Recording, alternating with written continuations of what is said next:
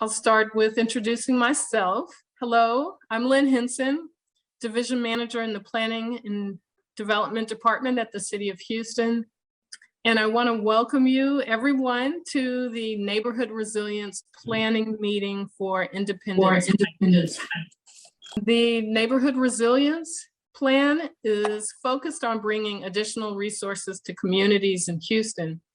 The goal is around increasing the ability for residents in the community to prepare for and to recover from a variety of shocks that may occur. You can think about shocks in Houston being hurricanes, an occasional tornado, floods, and it can include things like heat.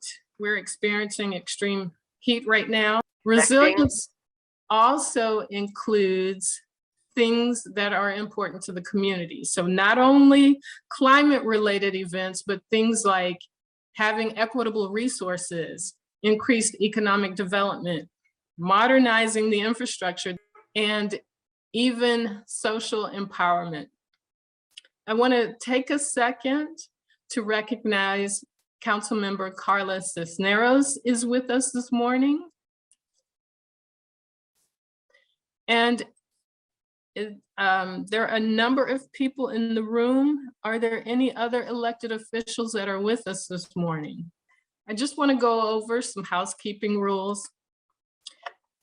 Again, please keep your microphones on mute unless you are speaking.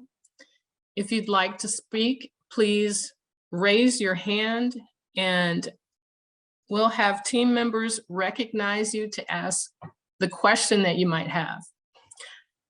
I want to reiterate, we have a presentation this morning, and we hope to answer any questions that we might get in the presentation. So if you can hold your questions to a break point or to the end of the presentation, we can answer questions then. Also, we will have breakout rooms this morning, excuse me, and you'll have an opportunity to not only ask questions in the breakout room, but to have a dialogue with us. If you can go to the next slide, please. Okay, I'm going to continue with the rules about our Zoom meeting this morning. If you're on the phone and not actually visually in the room, you can mute and unmute yourself with *6. Raise and lower your hand with *9. Y por personas pueden hablar en español. Buenos días, soy Lynn Houston y trabajo a la ciudad de Houston. Esta reunión es para resiliencia del barrio. Si necesita traducción, pregúntame ahora. O presione la función de levantar la mano, porque hay personas que pueden hablar contigo en español. Tendremos una sala de descanso por personas a hablar en español, totalmente en español. Jose, can you also describe the function that we have where people can actually use the function that would Gracias, Lynn. Gracias, Lynn. Buenos días a todos. Mi nombre es José Eduardo. Les queríamos dejar saber que el día de hoy tenemos los subtítulos disponibles con la traducción a español. Lo que puede hacer para acceder a los subtítulos en español es hacer clic en el botón en la parte inferior de su pantalla que dice subtítulos o CC si está en inglés. Seleccione donde dice traducir a o translate to, va a seleccionar ahí el idioma en el que quiere ver los subtítulos. Si quiere español, va a escoger español. También mi colega Erwin acaba de poner una línea telefónica en el chat. Por si preferirían escuchar la interpretación, pueden conectarse a esa línea y nos pueden dejar saber si tienen cualquier pregunta. Gracias. And so, thank you, Jose. If, before we get started, thank you. I want to ask everyone to take a moment to type their name in the chat. This will allow us to save a little bit of time. Everyone can see who's in the chat. And if you're representing an organization or civic club or nonprofit group or religious group, you can add that in the chat as well. I've also included in the chat a link to a sign-in so that we'll know and can keep a record of who attended and use that as an opportunity to update you on future meetings and the progress for this planning process. If you would like to remain anonymous, there are features within Zoom that will allow you to rename yourself. Next to your name, there should either be 3 dots or a word that says more. If you would click on that, you'll see an opportunity to rename yourself. This gives you an opportunity to post your comments in the chat and have the screen name reflect as you'd like.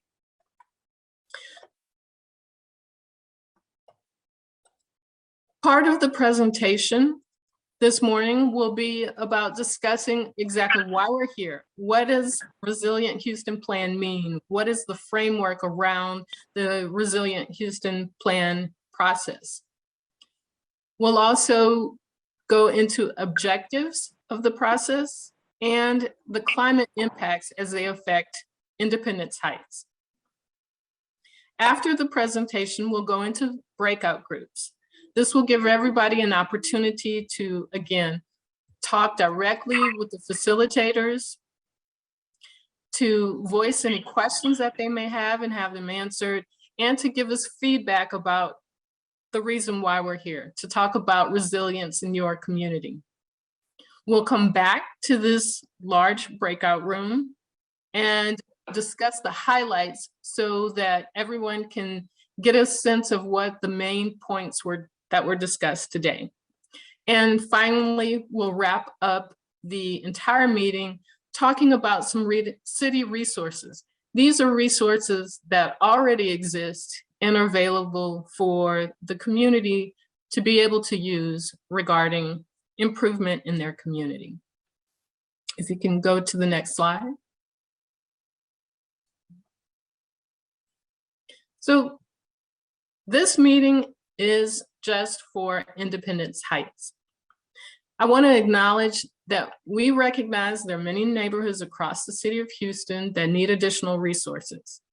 The city of Houston, the planning department, the mayor's office of resilience and sustainability, and the housing department are working together to bring resources to 3 neighborhoods, one of which Independence Heights is one of the 3, in an effort to focus on resilience and improving community. We are using the Independence Heights super neighborhood boundary for this area of the community. And I want to thank especially the neighborhood support team. The neighborhood support team was key in helping us so far in this process. We're really excited to have Tanya DeBose, I believe I saw her on the call, John Branch, Natasha Johnson, Reverend Mackey, Pastor Roy Thompson, Linda Carper, Reverend John Gibbs, Pastor Forrest Preston, April Ward, and Ms. Martinez. We have talked with these members early in the process. They've helped us in ways that were very instrumental. They've helped guide our direction on how we reach out to the community, letting us know about some early concerns within the community. Their help has helped bring this meeting together, and we look for their guidance and support as we move forward in continuing to talk with the community. There are also others in the community that have been active and participating, and we're grateful for everyone's support.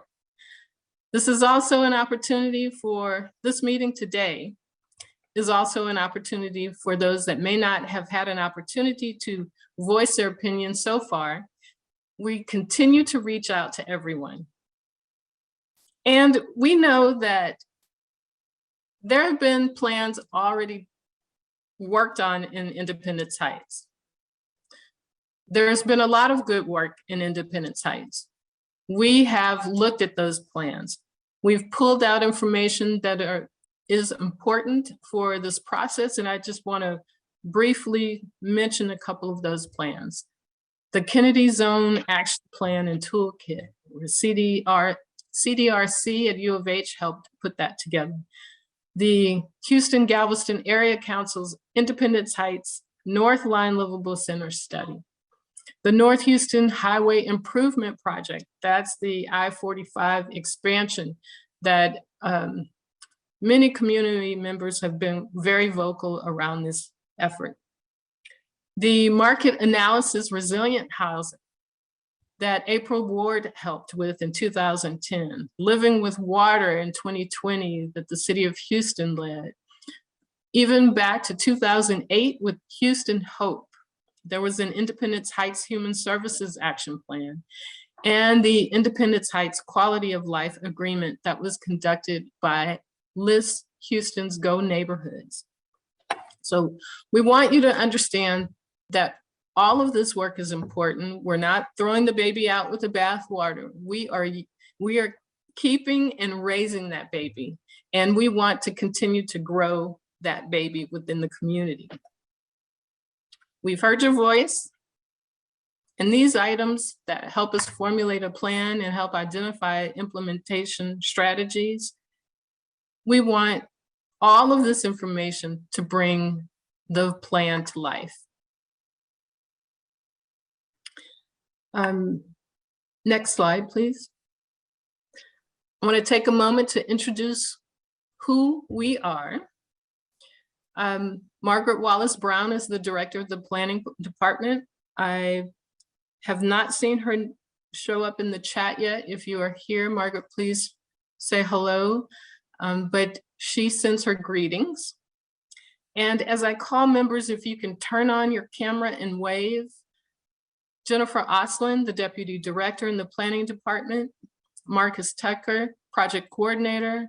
Tanya Sawyer, project supervisor. And we have so many people in the chat. I'm not sure if the Mayor's Office of Resilience and Sustainability is with us, but if you are, please turn your camera on as well. Priya Zachariah, who is the Chief Resilience and Sustainability Officer, and Yaneth Calderon, who works in the Moore's office, as well as the Housing and Community Development Department. I would also like to introduce the team that is working to create Independence Heights Neighborhood Resilience Plan. That is the One Architecture team. They're the consultant that is helping us do the work along this process. They are compiled of a number of organizations that you'll see on the screen, and I'd like to ask them to also turn their cameras on and wave. Matthias Bao, who is the lead of the One Architecture team. Dalia Muneza, Rini Jones, Nupir Roy Chandri, Danielle Getzinger, Miss Cleo, Teresa Anthony, Marcus Glenn. And if I've missed anyone, please turn your camera on and give us a wave. Next slide, please. So again, why neighborhood resilience? Why complete a neighborhood resilience plan? Well, the City of Houston created Resilient Houston. And Resilient Houston recognizes that we still have neighborhoods in Houston that need additional resources. That was identified in the plan. And the plan began with the definition of urban resilience. And I'll read this definition to you because it's very important. We feel that urban resilience is the capacity of individuals, communities, institutions, businesses, and systems within urban areas to survive, adapt, and thrive, no matter what kind of chronic stressors and acute shocks they experience.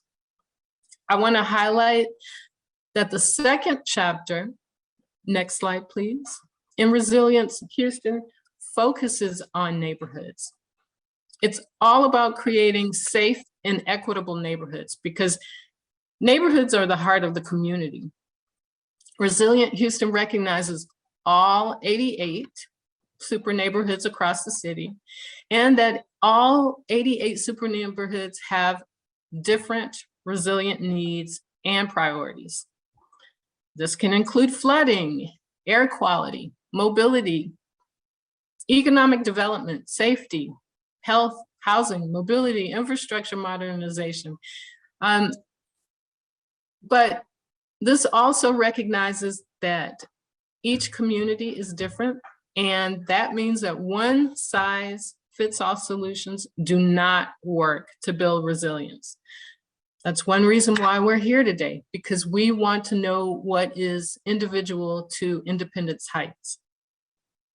In order to ensure that every neighborhood can develop and implement strategies, place-based solutions at the neighborhood scale, we need your input to help guide us through this process. Next slide, please. So our objective in today's meeting: resilience can be anything that improves the strength of the community. Part of the focus of these workshops will be on environmental and climate-related items like Hurricane Harvey and the Uri storm. But again, we want to hear what's important to you. We need to hear your lived experience and make sure that those things that are important to you are captured today. There will be a facilitator in our breakout room to lead this discussion. So your job is to not only tell us what you feel, but to make sure that that is captured along the way.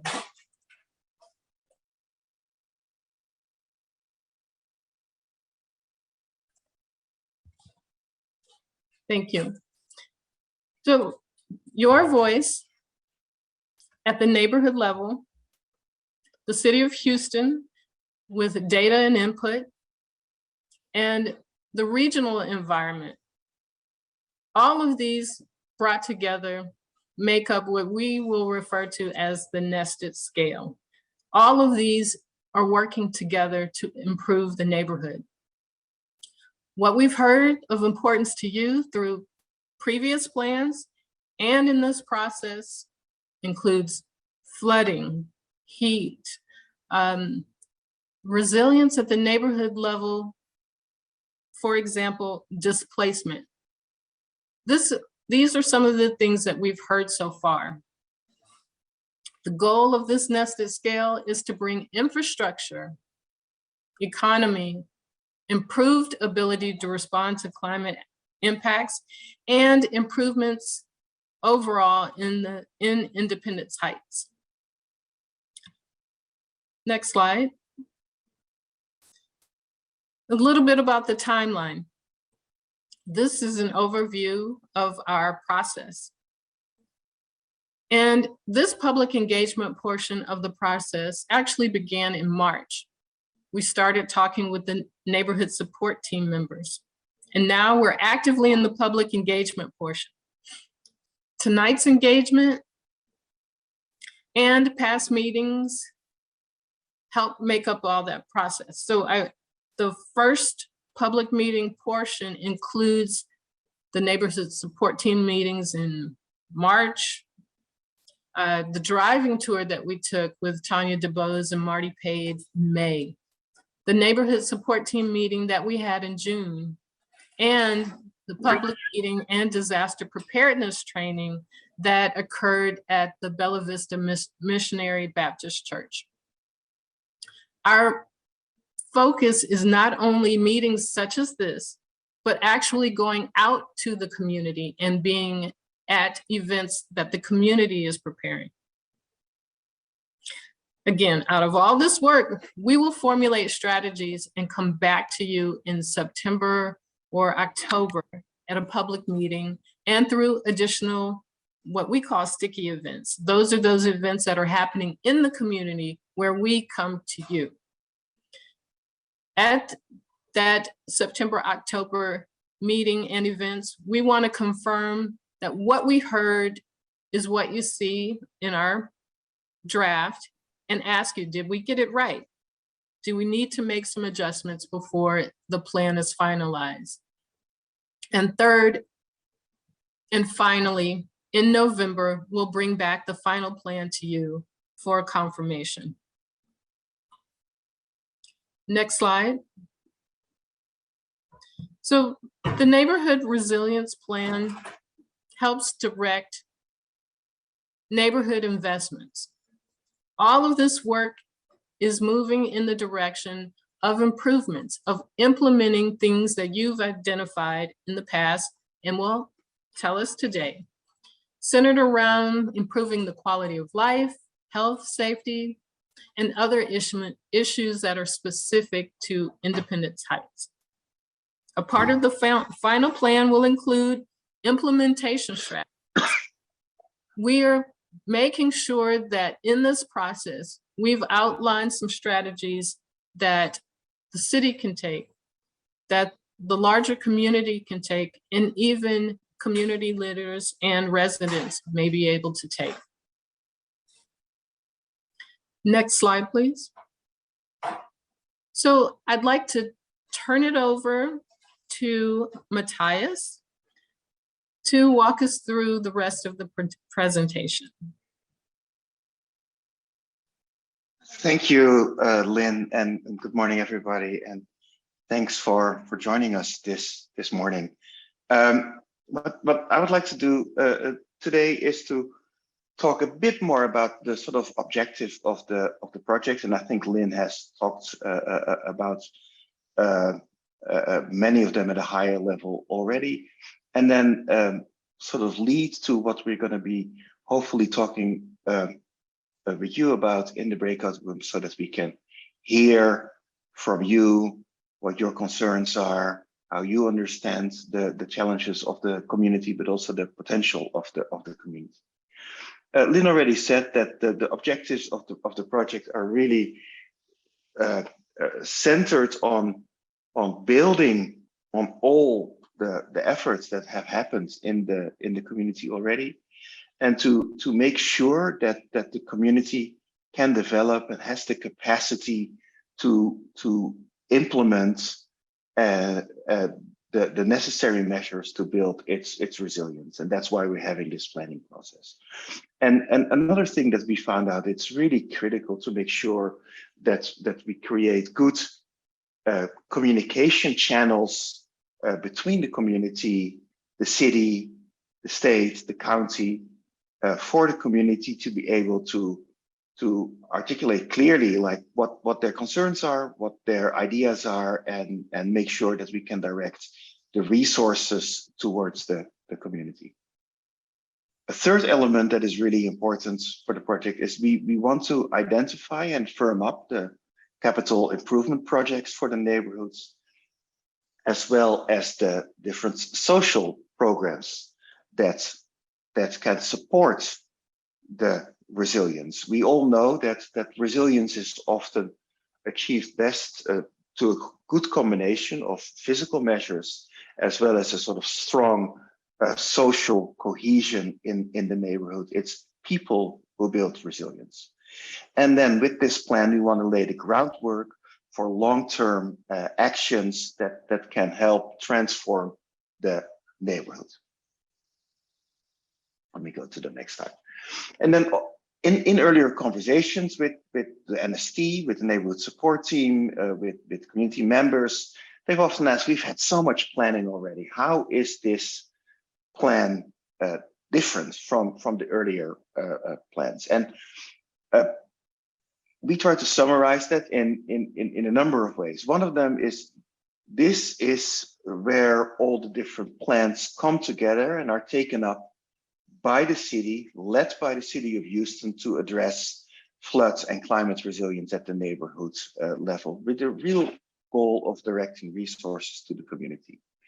because it's framed or nested within the global resilient Houston efforts, it can build on existing momentum and investments that are planned. We are really happy so far with the community participation, and we'd like to build on that to really make sure that this plan is grounded in community participation, not only to co-design the resilient strategies and highlight the neighborhood experiences and priorities, but also to build the capacity within the neighborhood to lead the way towards the future. And then we have organized a team that is composed of local nonprofits, local engineers, complemented with some folks who operate more on a national level and bring a technical expertise about resilience. We've heard a lot so far. We've heard a lot about the Independence Heights community, its strengths, the fact that the schools are an incredible resource, that we've met so many strong and knowledgeable leaders and activists in the community. There's an active CDC.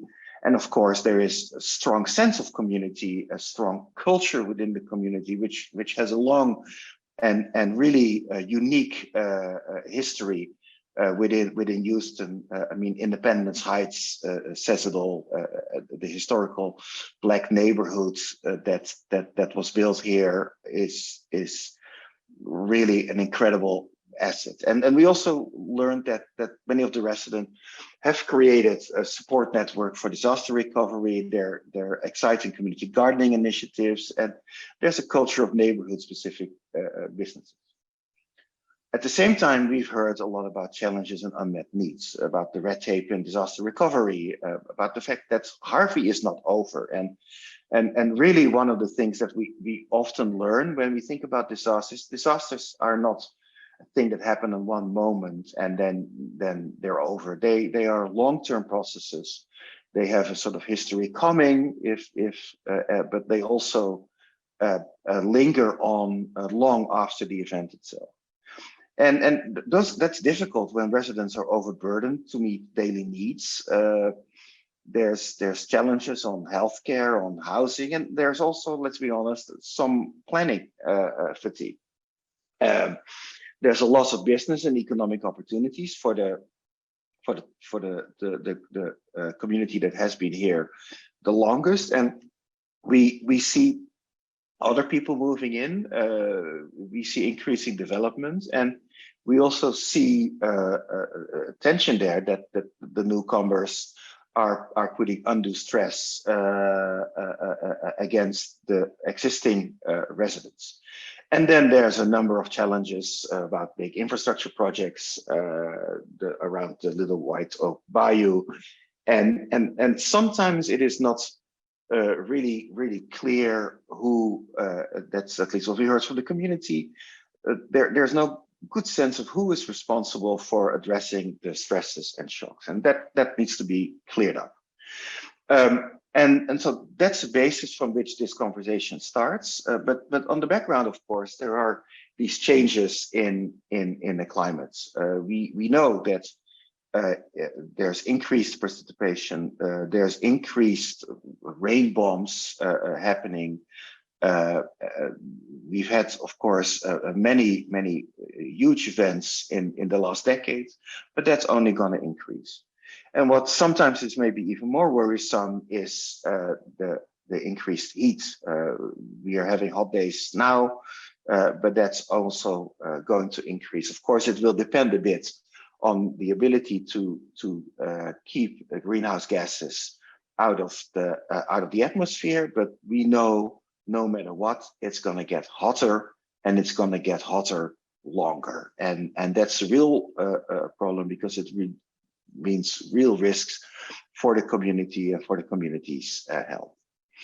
Another thing that we see is that there's not only the flooding that is happening during the big storms in the bayous, like White Oak Bayou in Independence Heights, but there's also flooding fundamentally all over the neighborhood, which is the result not of bayous overflowing, but of poorly designed and maintained roads and drainage systems that cause all kinds of local flooding or surface flooding in the area.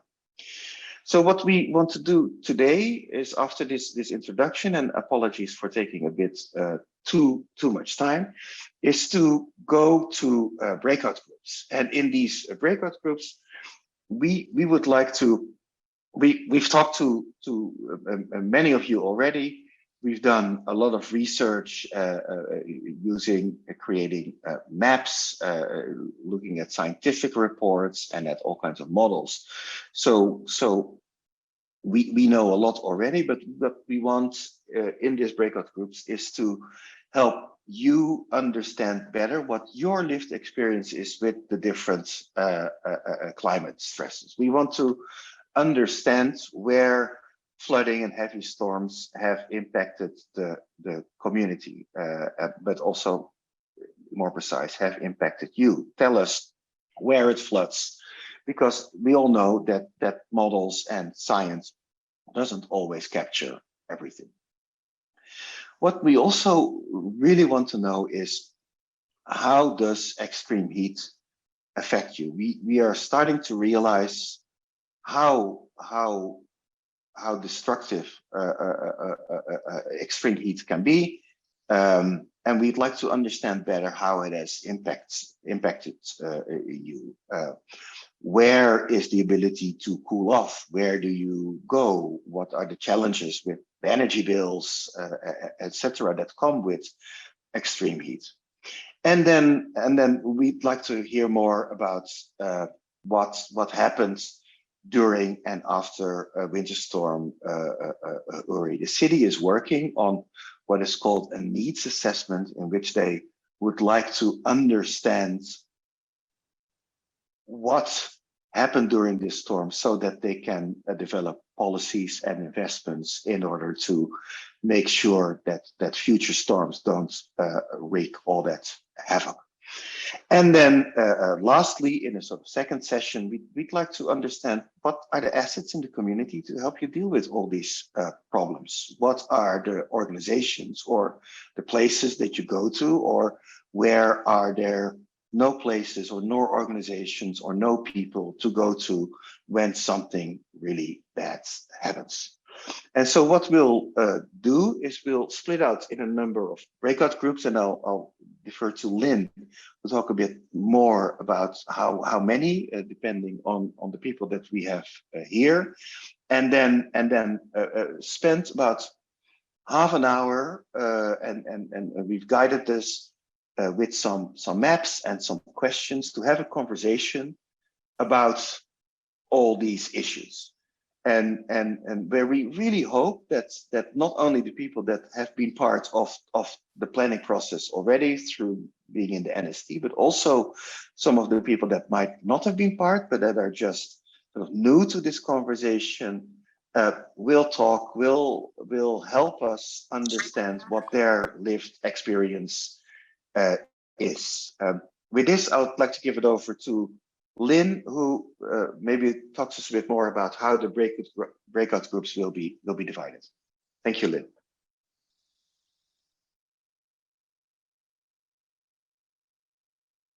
I think you're on mute. Thank you.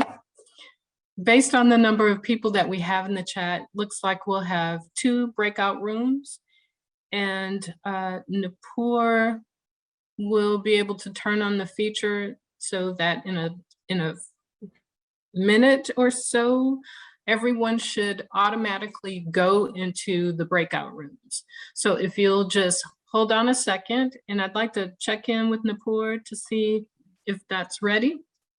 Yes, I'm opening the rooms now.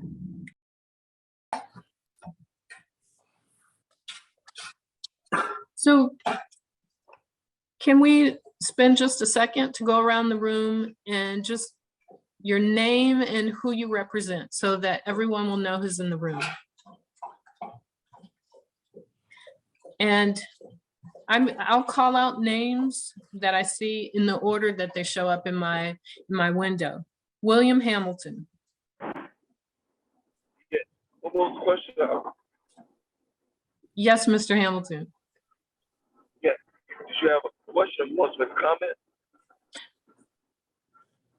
I could barely hear you, but if you could just introduce yourself and who you're representing. He's a resident. Yeah, my name is William Hamilton. I'm a resident of the Independent Heights community. My family has been within the community probably since 1940. We decided to move back to the community once our children attended a private school closer to the city. And we just didn't want to see our family legacy lost to gentrification, at least a gentrification by, race particularly. So I'm here to try to learn about what can we do to support our community, our residents. What can we do about supporting our homes? Because there are a lot of grants and initiatives that are supposedly available, but I don't see them really get down to the residents within our community. So that's why we are trying to learn more about these initiatives and how can we make improvements as a result of the floodplain moving and obviously all these disasters that have occurred. Thank you, William. And Tanya DeBose. Good morning, everyone. I'm Tanya DeBose, and I am a fifth-generation descendant of the people in Independence Heights. My family still has homes in the community. I'm with an organization in the community that's been there 20 years, making sure that we have a voice in the process of everything that's happening and what we need. And so I'm glad to be here this morning. Thank you.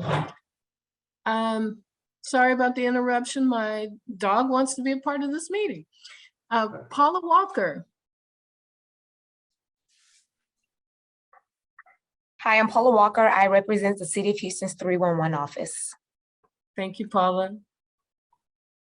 Jose Eduardo.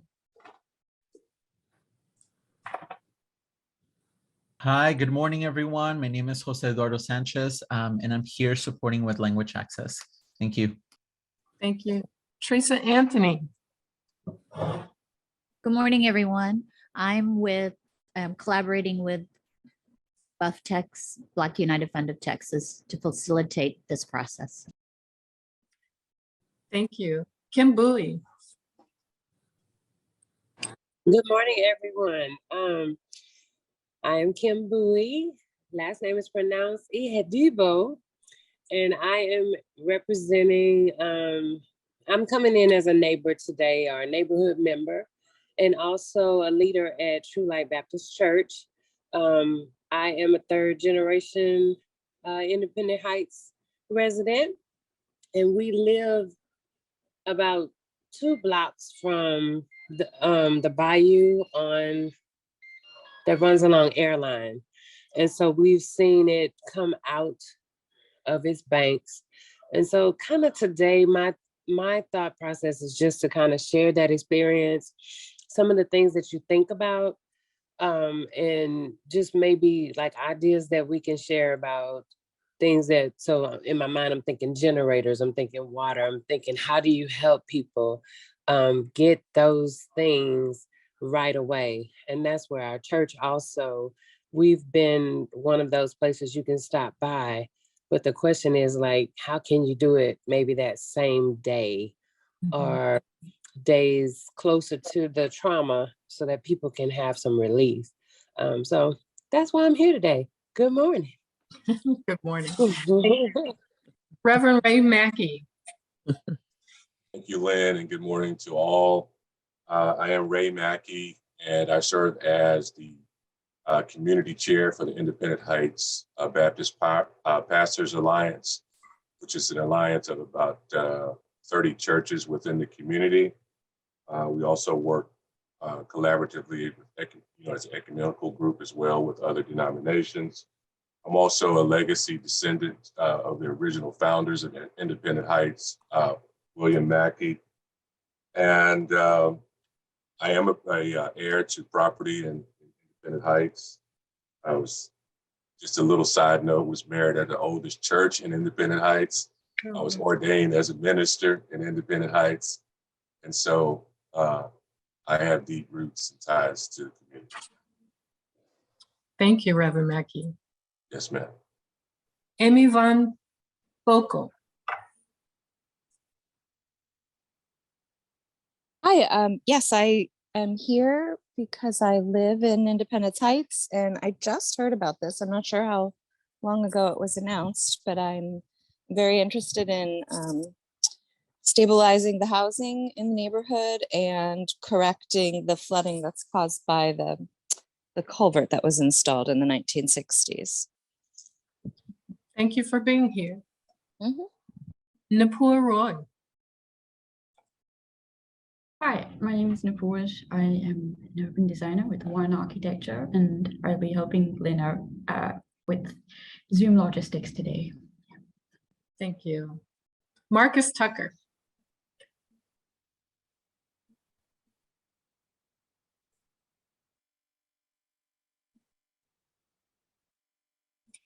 I don't see Marcus coming off of mute, so I do want to introduce him again with the City of Houston's Planning Department. And I see a number ending 3636. *6 to unmute yourself.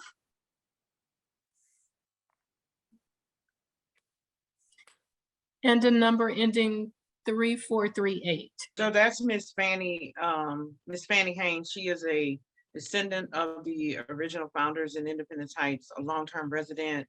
And I don't know, Lynn, if you can rename her, but her name is Fanny Haynes. And then the other number that you see, the 865-3438, is Marty Page, who is the super neighborhood president. Okay, thank you. All right, so we talked a lot about why we're here already. And I just want to Marty can talk. I think she's off mute. Marty, you want to introduce yourself? Okay, maybe not. Thanks, Lynn. And did I miss anyone? Yes. My name is Rita Johnson. Hi, Ms. Johnson. Good morning.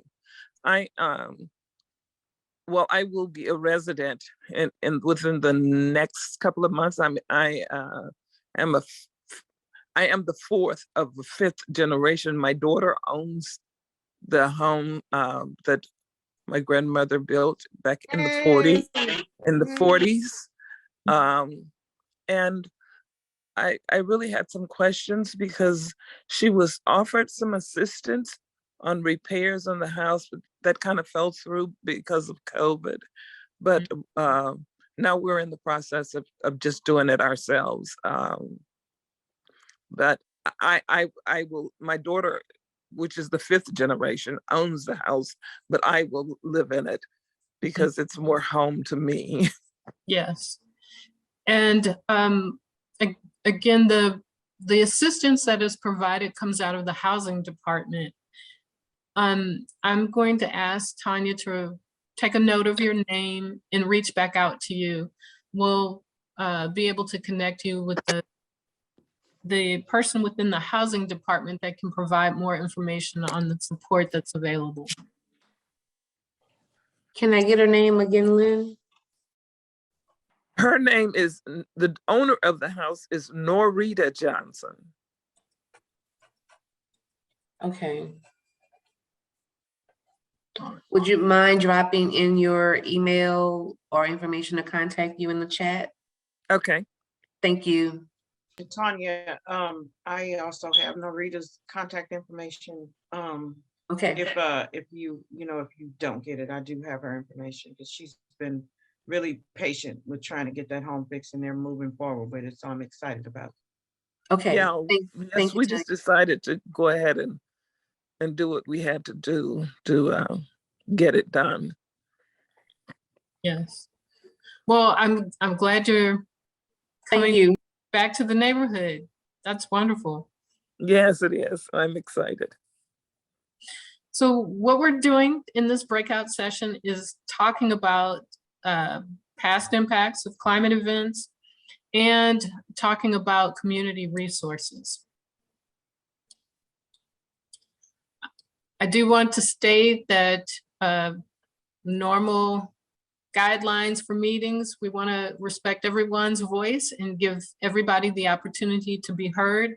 We want to hear your personal experience. I mentioned earlier that we have data. The data only shows us so much, but people that live, work, and play in the community sometimes know additional information. And so we want to make sure we tease that out. And as you talk about issues that are pertinent to you. If you want to leave, my screen looks different at this time, but there should be a button that says return to the main session. So if you'd like to do that at any time, you may do so. Or if you'd like to leave the meeting, you can always click leave the meeting. I'm sorry, did you have a question? Okay, so climate impacts. We're going to be looking at a map in just a second. We will take notes about what you say. If you'd like to actually place notes on a map, I'm going to, let's see if I can copy this into the chat. Let me just open it for a second so that I can show you what this is. And you can do this during this meeting, or you can do this after this meeting. You can also share this link with individuals that may not be here today so that they can also participate. Survey. With the link that I'm putting in the chat, they can anyone can fill this out at any time. This will be open for a little bit after today's meeting. We want to make sure we understand how climate and other concerns in the community affect jobs, health. We've already talked a little bit about housing repair. And so the map that you see on your screen, and I know depending on what device you're looking at, you may not be able to see all of this, but if you'd like to see it at a later point, again, you'll have information on this map via the link that I put in the chat. So what you see here is the Independence Heights super neighborhood boundary, and the blue represents the flood district. Let's zoom in to this key so that you can see. This comes from FEMA. It is not City of Houston collected data. This is the national FEMA data. The dark blue is the floodway, so the bayou, where the water is always flowing. The floodway is designed to capture the majority of rainwater that comes to the city and take it out to the Gulf. The next blue is the 0.2 or 200-year floodplain. You can think about this in terms of in 200 years, it's possible that this area might flood. And the 100 flood year plane is showed in the lightest blue. So you can think about that in terms of the chance of it flooding in the next 100 years might occur in these places. So the majority will be within the floodway or the bayou.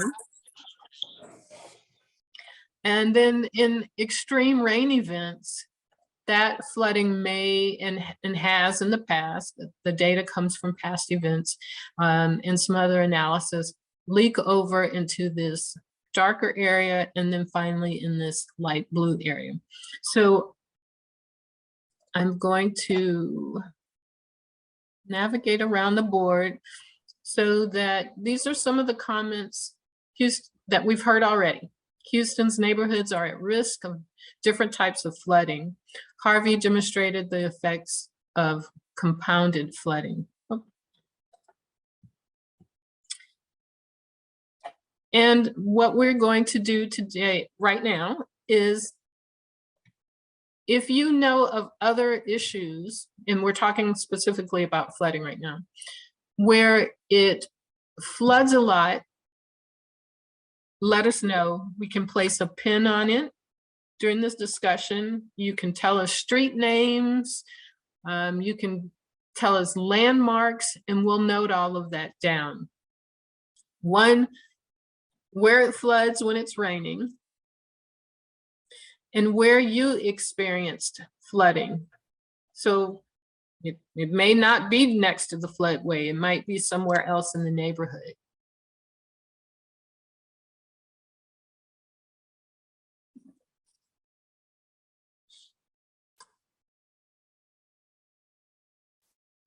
Are you calling on us, or how do you want to do this? Thank you. If you could please raise your hand. I do see Amy's hand is raised. Amy? Yeah, I entered late, so I didn't get the introduction, but I'm a little confused because the flooding is so well documented, and I don't understand how this is. Are you from the city? I'm not sure how could anyone need, how could you still need to know? Great question. So we do know where it has flooded. So for example, the image that you see on the map, right, documents the FEMA flooding. But you may live in another part of the community where maybe there are ditches, and the ditches have trash that have been dumped. So it's an issue or concern. And I'm specifically asking, are there other flooding related concerns basically outside of the FEMA information that you see on the map? We don't want to assume that the data shows all concerns. We want to make sure. Okay, Kim has her hand up, and then I'll go after Kim and Amy. Thank you, Tanya. Kim? Yes, so my experience with the flooding, and I'm not able to actually see the map, and I haven't looked at the map to clearly be able to know if it's noted, but there is a certain point on our street. I live on Whitney Street between Airline and, I can't remember the street, but it's Airline and First Street you get to after that. And so basically the water comes out of the bayou, it goes down Cross Timbers, it goes down Airline toward 45, Airline toward Cross Timbers, and it's like a river. And so one thought that comes to my mind, it usually goes down by like the morning, but if it was to ever stay, my question would be, like, are there, I guess my thought is information. So are there boats, are there places, people that can be rescued, like out of the houses? It doesn't flood in my house, thankfully, but. Yeah, thank you for that, Kim. There is a resource from the Sheriff's Office and the OEM, Office of Emergency Management. They're between the city, the county, the fire department, and another resource. There are trucks that can come by, and I'm not sure about boats, but they do send large vehicles.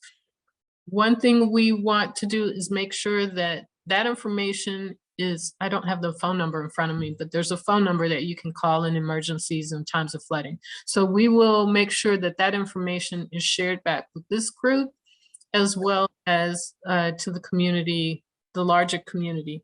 Part of the training that was done that was done a couple of weeks ago, those officers were there and explained their services and how to give them a call. So we'll make sure that information is shared back out. Thank you, Kim. Tanya? Okay. Yeah, I'm sorry, Kim, can you give me the location again? You said Cross Timbers at So where Cross Timbers and Airline come together, where they intersect, all of that floods. Okay. And I believe it goes down under the freeway, but then it also goes, which way would that be? West down Cross Timbers, and I'm drawing a blank on this street name, but I guess it only comes over to Castor when it's on my street on Whitney. But so the concern is just when you're in it, like when it's raining and you're looking out the window and you're going down, looking out in the street, you're like, oh my gosh, is it gonna get close to me? So that's the first thing. But then you're like, I can't get out even if I wanted to get out. So I think making sure that people understand that staying in their houses, is the best place. Unless the water is in your house, then that's where those other questions come in. So one other last point, I think I might have to be muted for a while, is the churches, and I'll speak for True Light. True Light is very interested in helping and helping right away, not helping 2 or 3 weeks later, but next day help, like same night if we can. And so I think some kind of way, is there a way for any church that's interested in being a resource to kind of know ahead of time or be on some list where it automatically, okay, True Light will be able to provide this, like ahead of time, have some kind of master plan, because the churches True Light the churches in Independence Heights have always been a strong front, and there's a lot of them. So that means maybe I can't get to my church, but there's a church down the street. So I should be able to go there, or I should be able to direct people. You need some water, you need something, go down here. Even for safety. So that's what I wanted to say. Thank you. Thank you. Tanya? Sure. First of all, I just want to make some comments. I'm looking at the people that are in this room, and we're all very familiar with each other and familiar with the leaders, like you and Tanya, who are leading this call.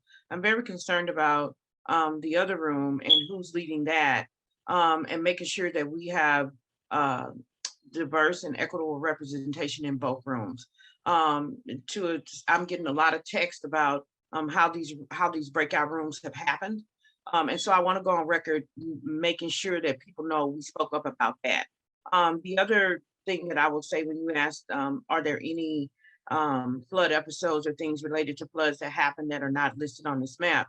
When Hurricane Harvey happened, the rain was so intense and so much, many people in the area where there is no blue, the water came through the roofs.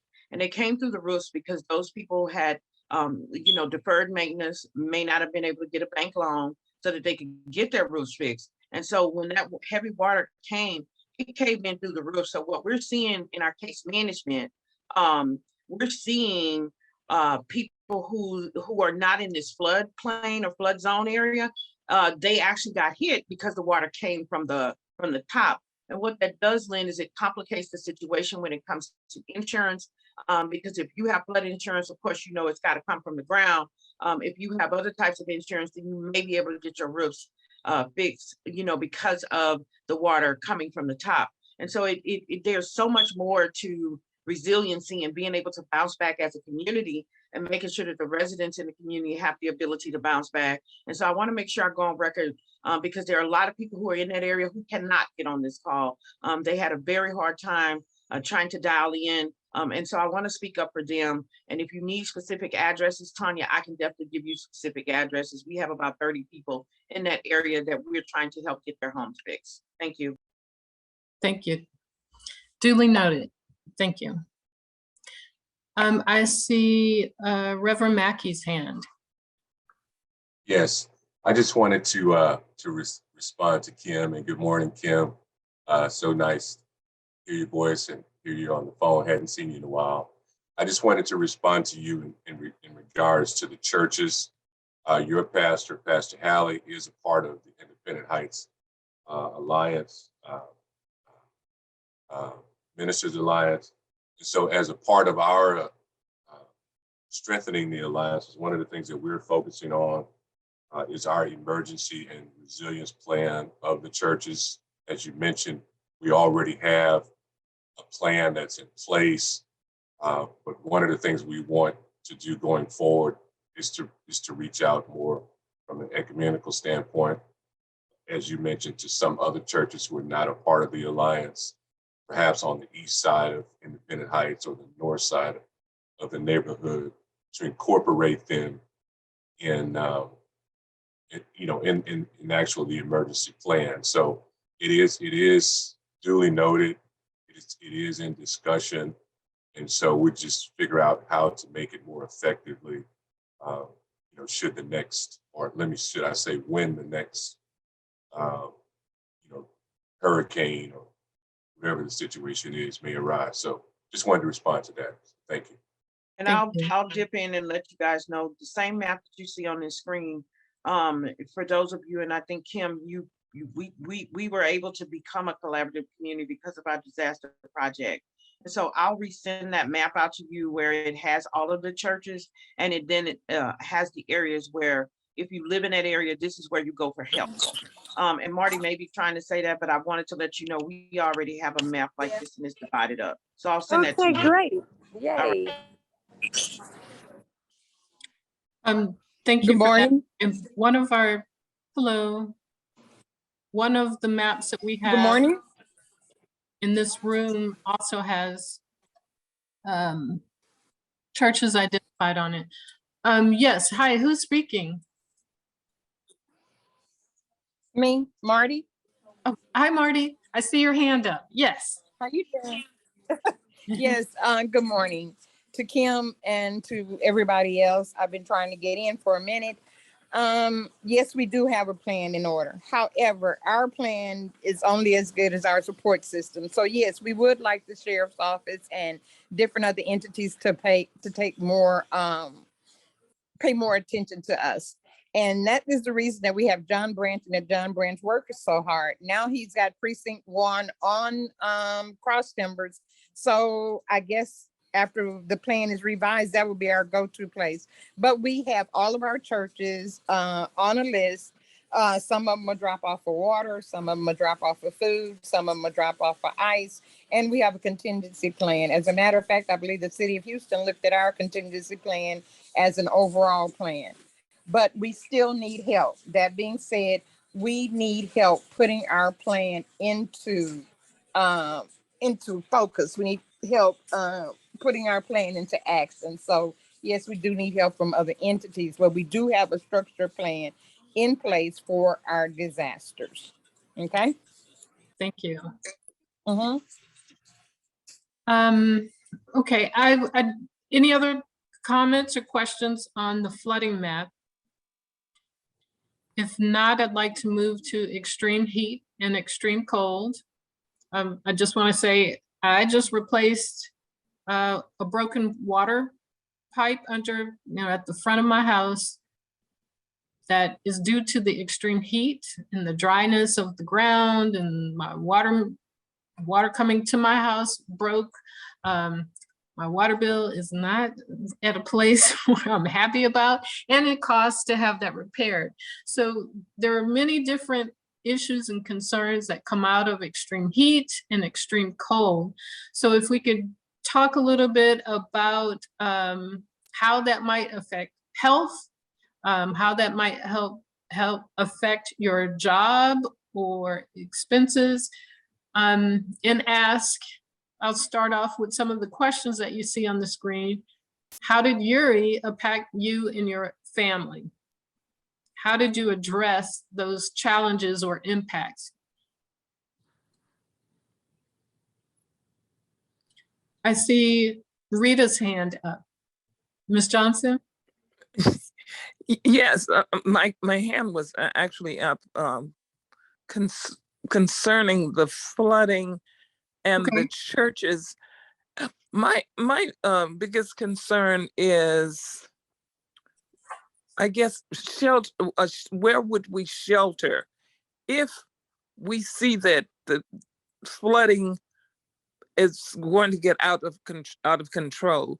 Are the churches available for us to have somewhere safe to go before we get to that point where we need a boat to come in and get us? That's a very good question. And I'm a member of Mount Pilgrim on 32nd and a half. Does Mount Pilgrim offer the church for that purpose? We, so I'll kind of chime in here, Ms. Johnson. So we work with Reverend Curry over the years, especially particularly after Hurricane Katrina and Rita. One of the things that he did was Mount Pilgrim tried to become a Red Cross shelter there. And then after we saw that, working alongside other churches, not just in our community, but in other communities, that there was no reimbursement and a lot of the churches were getting destroyed. Reverend Curry wanted to rethink, how his church could serve and be a shelter from the community. And so at the current time, we do not have a designated shelter or Red Cross site.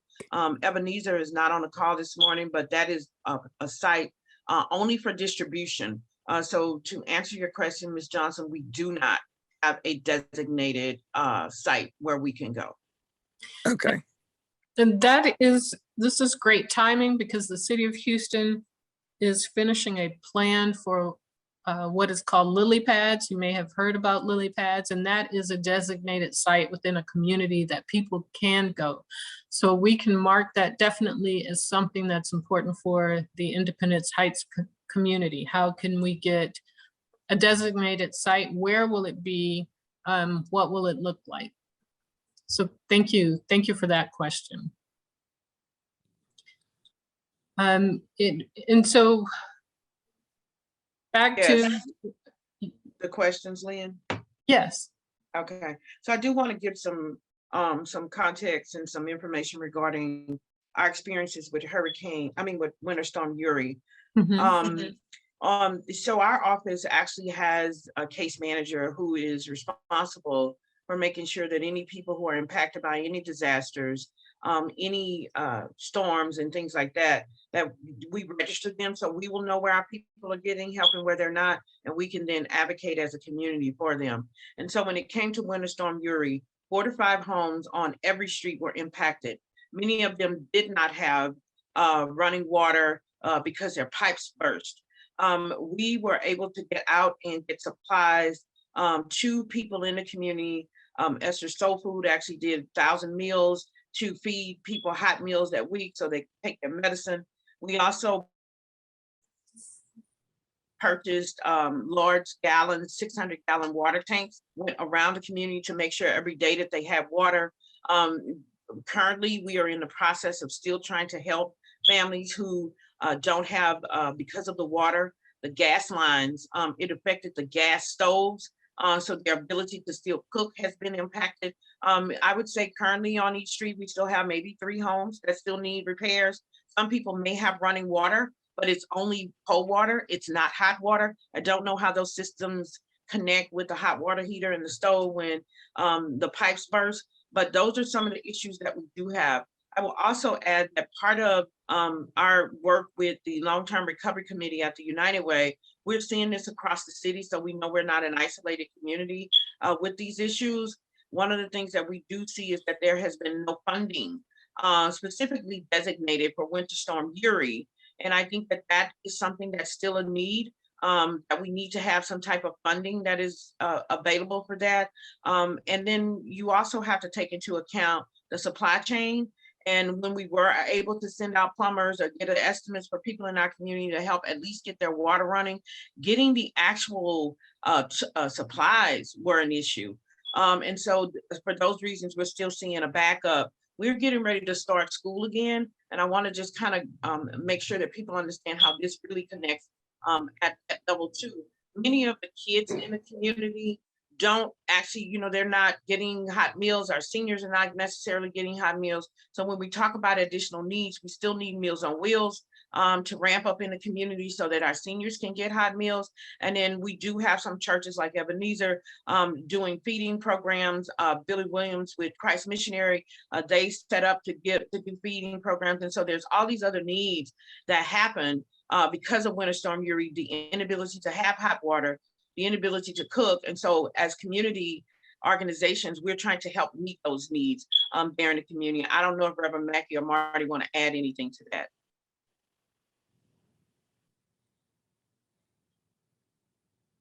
Well, can I ask you, Tanya, you said elders are registered. Is that into 211 or what system is that? So when it comes to those systems with 211 and 311, our seniors in our community, I don't know, y'all know, I think Tony Sawyer knows our people are, you know, they're not trusting of a lot of those systems because you put your information into them and they don't know where their information is going to. And then they'll get a call from some random agency who has chose them. And you know, they don't know to trust them because you also have developers who are calling them all day long.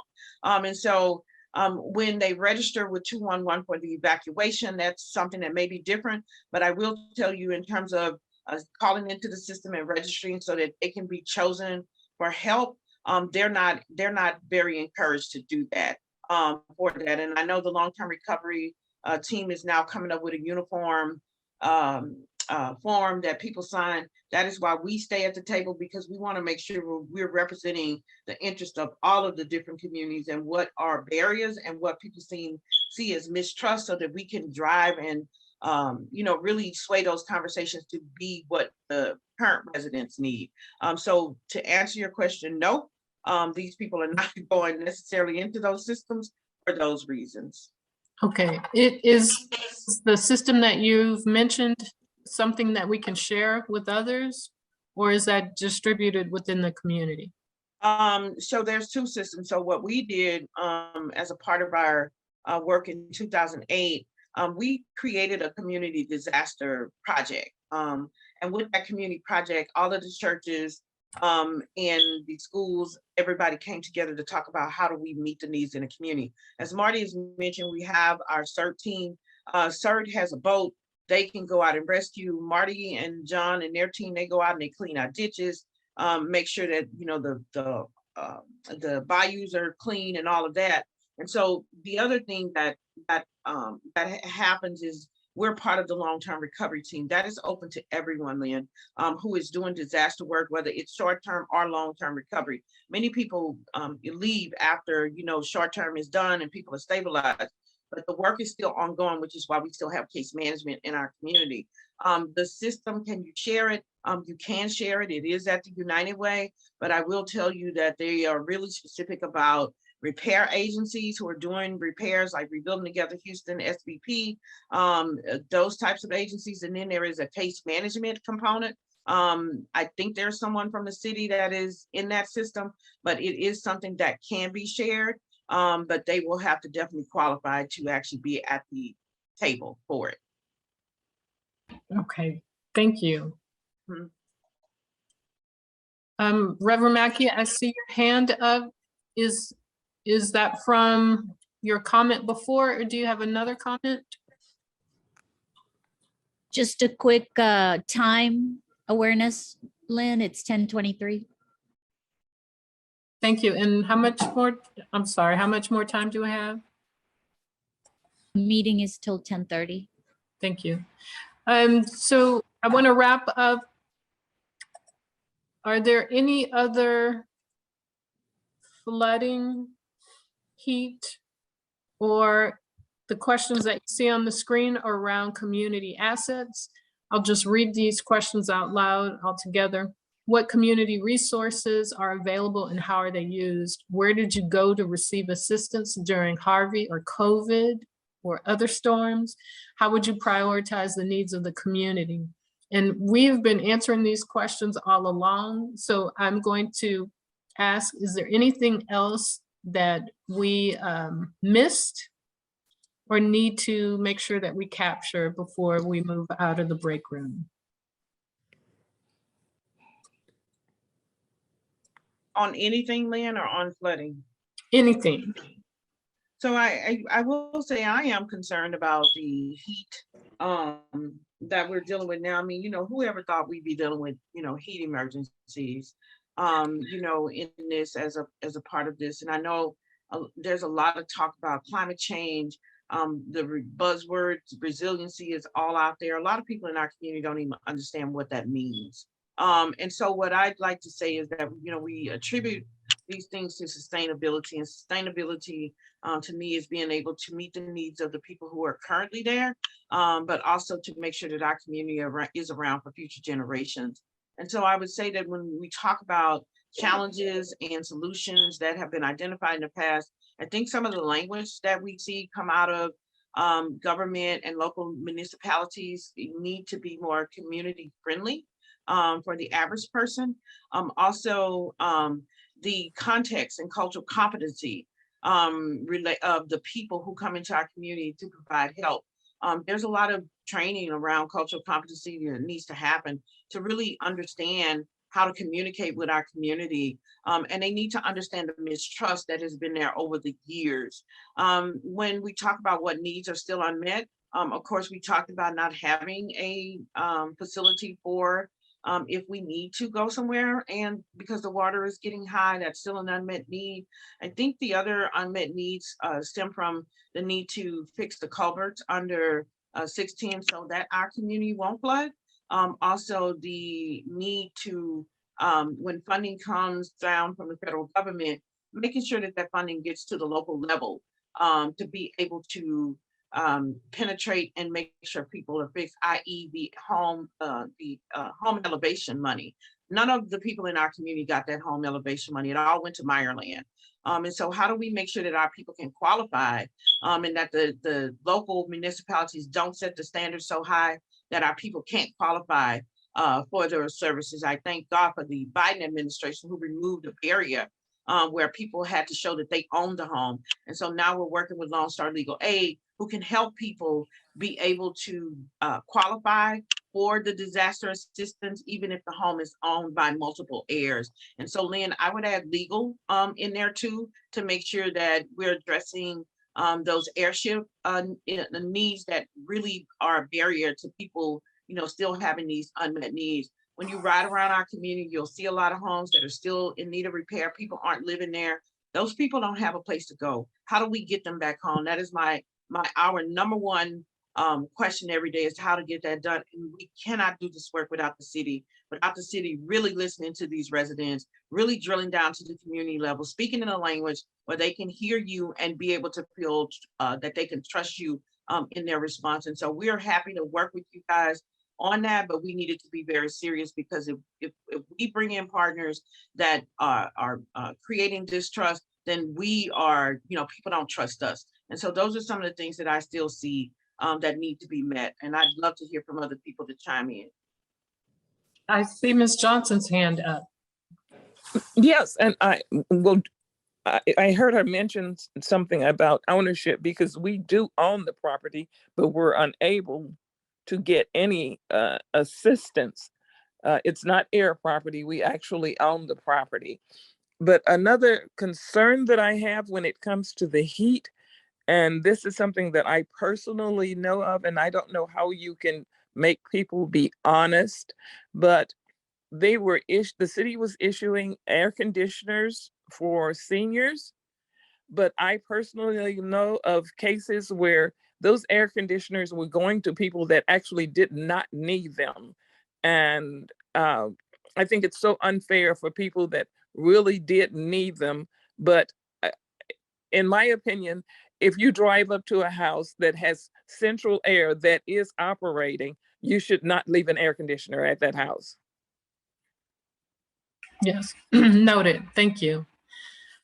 It is 1 minute to 10:30, so I think I'm not sure if I can do this automatically, but send everybody back to the main room for a wrap up.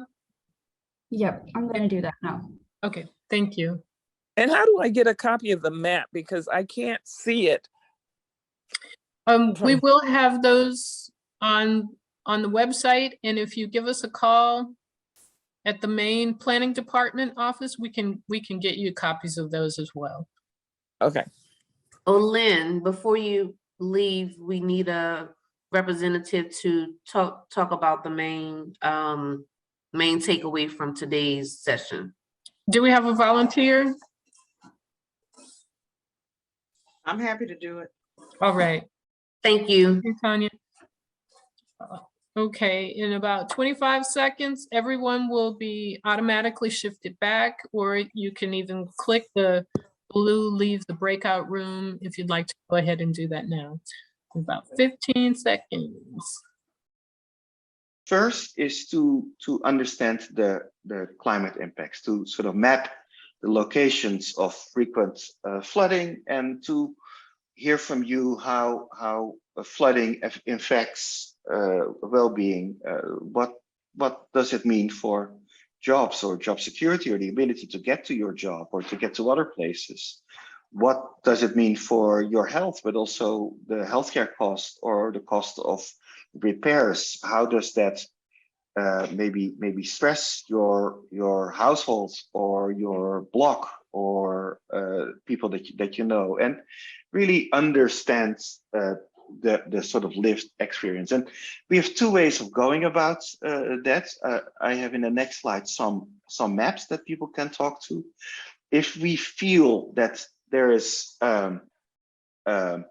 more specific information that would work well, I can also use one of the flood maps that are on Let's Talk Houston, in which we can create pins to speak about specific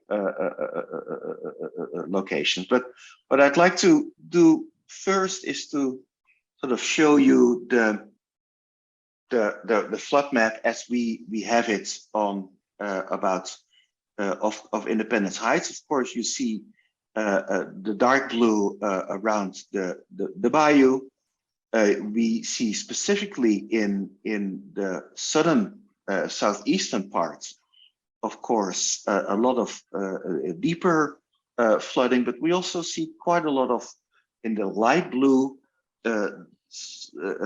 There's sort of reduced or smaller chance of flooding, but still there is a chance of flooding in the 100-year floodplain in the light blue. And maybe just starting with this map. Who wants to talk to this map, and who wants to? I would like to comment. Please do so. John Branch, Director of Precinct 1 CERT. You hit on it a little bit, and I know there's a retention pond being dug out towards 45 and 610, but the major problem with flooding is under 610. It's never been cleaned out. I've done many trips when the bayou raised on our end and looked at the other side of 610 and it was low, so I know the problem is under 610. Y'all said that y'all would get back with me with information on what was going to be done, or if the I-45 project was going to take place. Nobody's emailed me with that information to this date. For as the freeze, well, let me go back. We've opened up a Precinct 1 CERT command center, first in the state of Texas, more or less teach emergency response to the community, what to do in case of a disaster. We've been left out from what I've seen before in the plans that y'all schedule. You don't communicate with all the leaders of the community. You only communicate with two people, Marty Page and Tanya DeBose. I think of all the residents in Independent Heights and all the organizations, I've been more involved in this than anybody out here, and they can testify for that over 40 years. But second, under the freeze, what I noticed in the freeze, our fire station 31, supposed to have been remodeled almost 15, 20 years ago. Every year it's been put off. So maybe the councilwoman can elaborate on that, why it's being put off. But what disturbed me the most during the freeze is we had no emergency response firefighters, paramedics, or anybody at our station during the freeze. Why? The station hadn't been remodeled. 2, the generator does not work. So all of our firefighters were positioned at other fire stations throughout the city. We had no response in the community during the freeze other than our community emergency response team. And we discovered that when we went to the fire station and couldn't find any firefighters. Nobody told us it's going to take a little longer because your fire station is shut down. The firefighters had to tell us what was going on. So that fire station needs to be brought up to code. They need a new generator. Their remodeling money that was put in through community development years and years ago needs to take place. 45 under 610 needs to be drenched. So that's a couple of my issues with the freeze and the flooding for this area, and involve Precinct 1 CERT. Like I said, we're the first in the state of Texas to actually have our own command center. We really need a generator there. We've got no help from our Congress member. We've got no help from our city council member, state reps, senators, commissioners, no one. We're 501c3. We're here to help the community. We've had 2 CERT classes that we put on. This is money out of our pocket. We get no resources from the city, county, state, or government. Thank you. So thank you very much for these comments. And let me start off with thanking you and appreciating you for all the work that you're doing for this community. And I think given that work, I also really understand your frustration.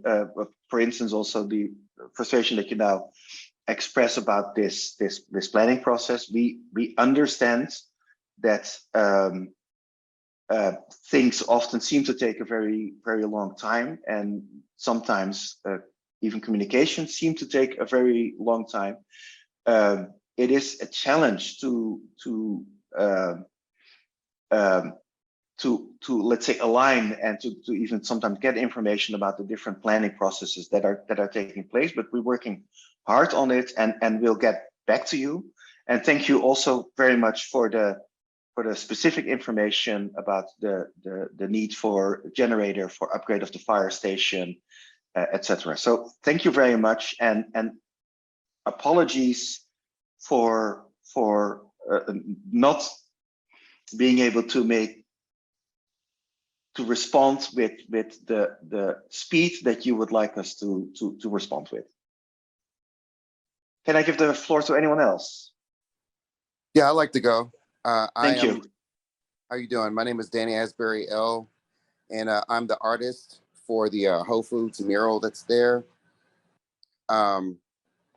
So, you know, I have original roots in the community, actually, and I've been working with the community stakeholders to complete art projects. And I noticed something about the surfaces that are being used. I work with a lot of different companies, and one of them is Seeds of the Soil. And they mentioned something about permeable surfaces.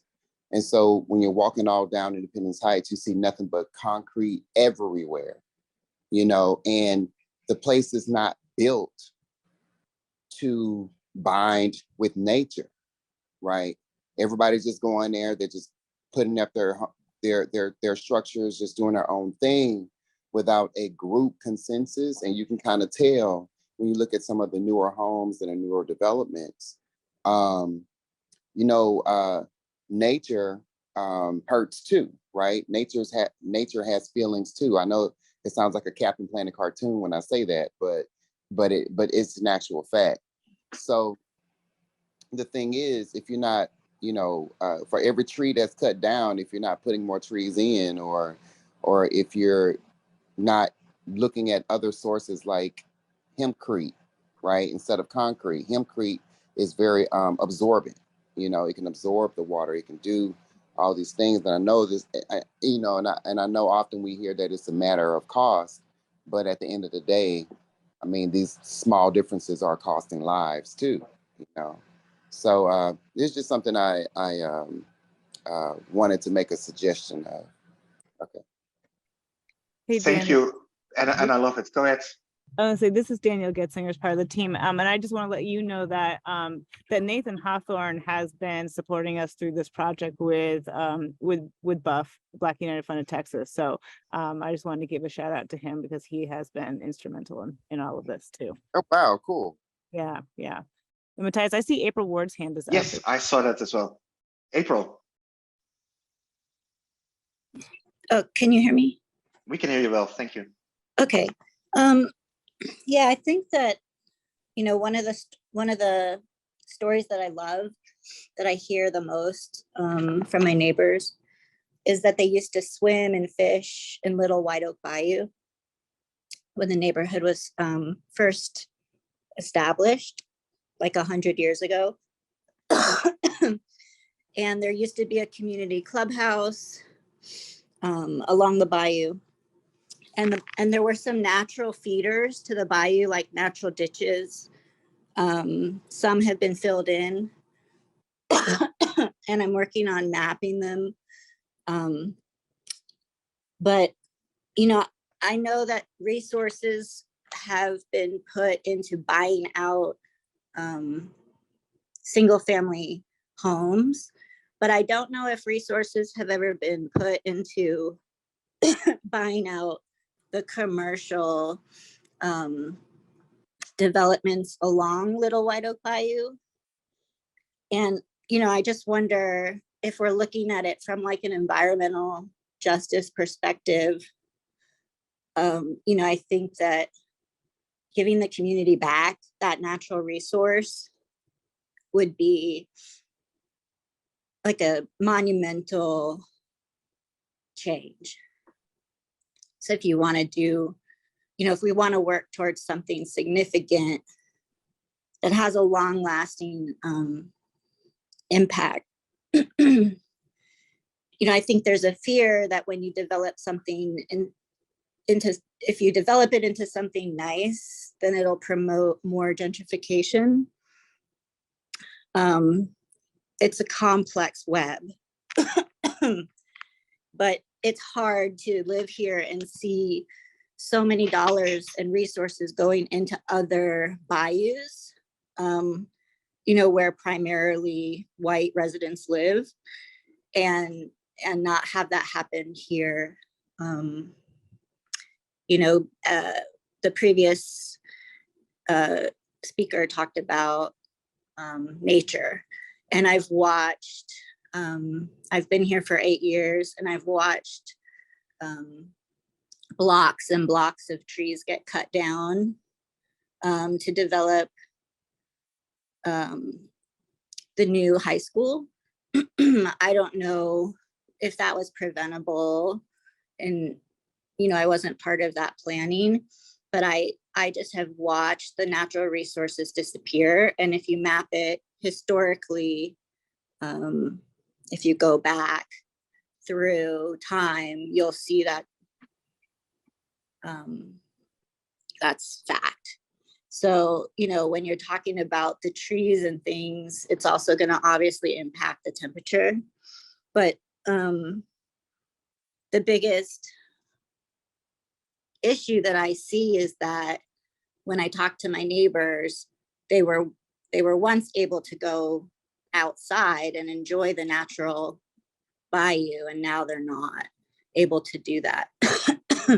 And not only are they not able to do that, but it's also now being threatened even more so to destroy the built environment that's here in terms of widening that 45 and filling in the bayou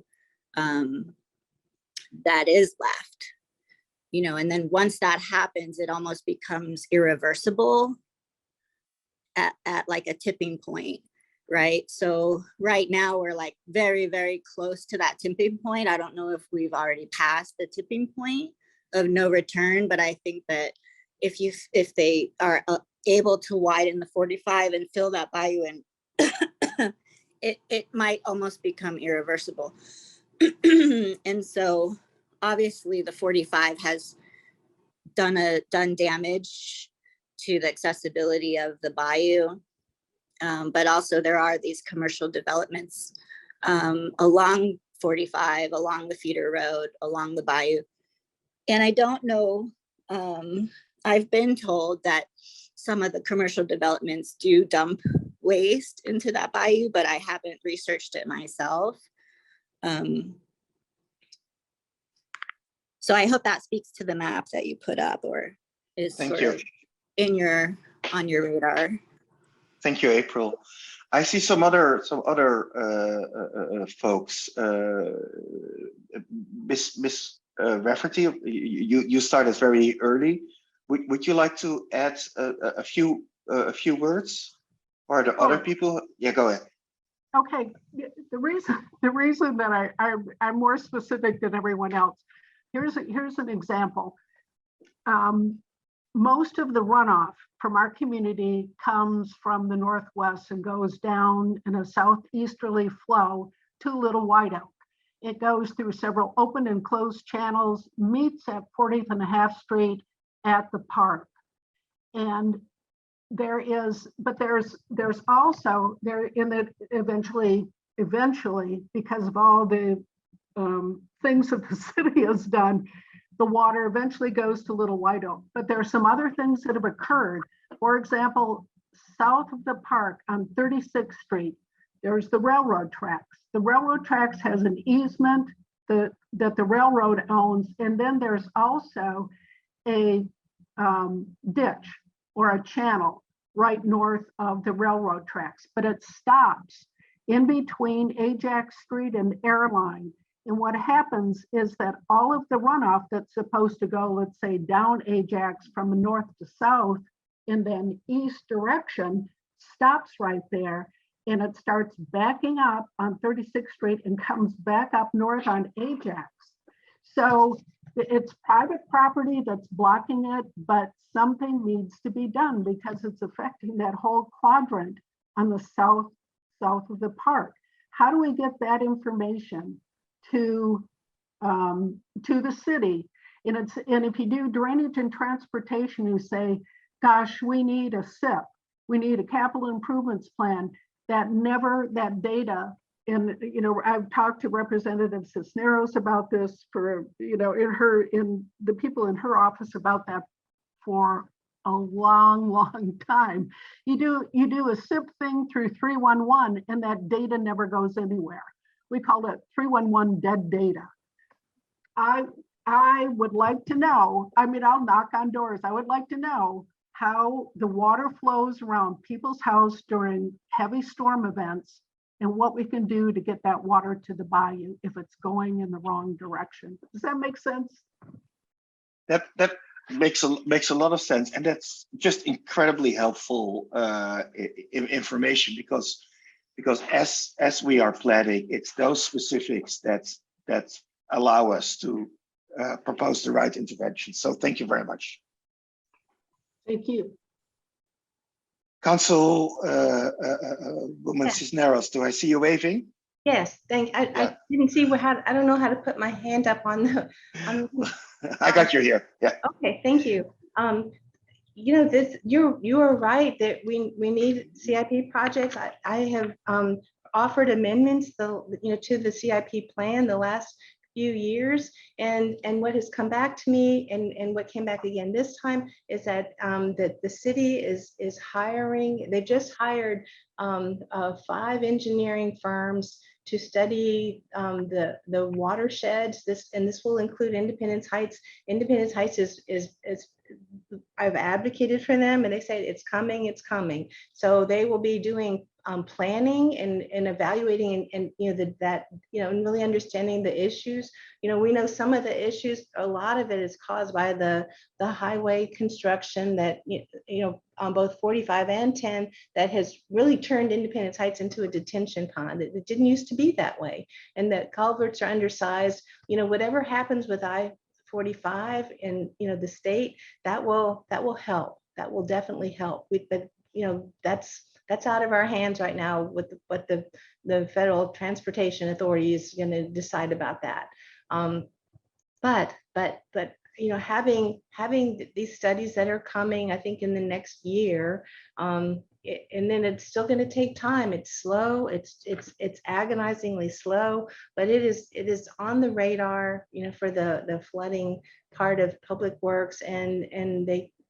Every time I've submitted this officially, advocated, to say we can do this and we can do this, and the Independence Heights is in such need. They say that they're in the process, but they have hired the engineer firms now to do that planning work. So it will come. I'm sorry to say it's going to take some time, but it's definitely on their radar. I've made sure that it is, and it's just just big patience.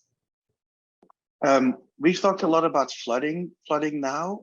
Are there particular things about flooding and the role of nature in mitigating flooding, which I thought was really wonderful to hear, that we should really know, or at this moment, or can I gently switch to Winter Storm Uri and hear more from you about that, how that has impacted the community and how that is still impacting you, and what thoughts you have about making sure that when there is a winter storm, we don't have all the trouble that we had during Uri. Hi, my name is Tanya Wells, and I'm sorry to interrupt, but I don't have much time. But I wanted to come in and speak right quick on that point, because I am the disaster case manager in Independence Heights. And one of the things that I would like to say is the attention a lot of times is on major events that cause flooding. And there does not have to be a major event that causes flooding in this area. There could be a substantial amount of rain that falls in a short period of time that causes flooding. And one of the things that we see all the time is there is so much development that's going on in that area that it blocks the roads. Homeowners can't get to their homes. There's trash that's left behind there, and the way that these new homes are being developed, they're not how can I say cognizant of the other homes that are in the area. I have a couple of clients who are now dealing with the backup of sewage because of the way that these homes are being built. So it's not necessarily just a rain event or a series of events. It could be just development that is causing flooding in the area, in their homes, outside. And you talked about an integrated plan between the city and the county and the state. And it would be nice to be able to see that plan. It would be nice to be able to be in the room as these plans are being developed, so that the homeowners can tell you themselves what is happening to their community. They can tell you why they're moving out, why they're leaving. Plans that are being made do not include them. Their voices are not heard. The resources are few, if any, that come to their rescue. And I've been working in the community for a number of years now, and have heard all too often where people want their information, they get their information, and nothing happens. So when these meetings come, what I would like to see is that there is action, and there's action that's in favor of these homeowners, and not just talk that comes out and promises that are being made, where we hear time and time again, help is coming, and it doesn't come. Or if it comes, by this time, the homeowners have either died out, or their houses have fallen in, or they're continuously being tagged by the city of Houston because they're in a dilapidated state. And we're dealing with a predominantly elderly community where they do not have the resources to fix their homes, but yet they're being burdened with this task because the city comes down on them. The inspectors are around, they're tagging their homes, and they're doing what they can to try to repair their homes given their state. So I understand that there is now it looks like that there is some type of need assessment. There is a recognition of this area. But what I ask is that you please make sure this is actionable and it's in favor of the homeowners, and that it's really here to help them, and not just another plan that is all this work goes into it and there's no results for them. So my first, thank you very much for this. My first comment, we're working hard to make sure that there will be results, but I think I have two follow-up questions. Are there specific homeowners and specific areas that you think that this problem is maybe, I don't want to say worse, but where this problem is really significant that we can look at in detail? And the sort of second question is about how to connect to those homeowners. You said that they feel that they are not being heard. These type of meetings like we have today are sort of meant to hear from people, but if I hear you correctly, well, we know that many of the people who this concerns are not here in this meeting. So I would also love to hear, maybe we can take it offline at some moment, your suggestions about how we can connect to those people. But maybe I'll start with the first. I reiterate the first question: are there particular places that we should look at? Speaking as One one place of the, in particular is off of 31st Street.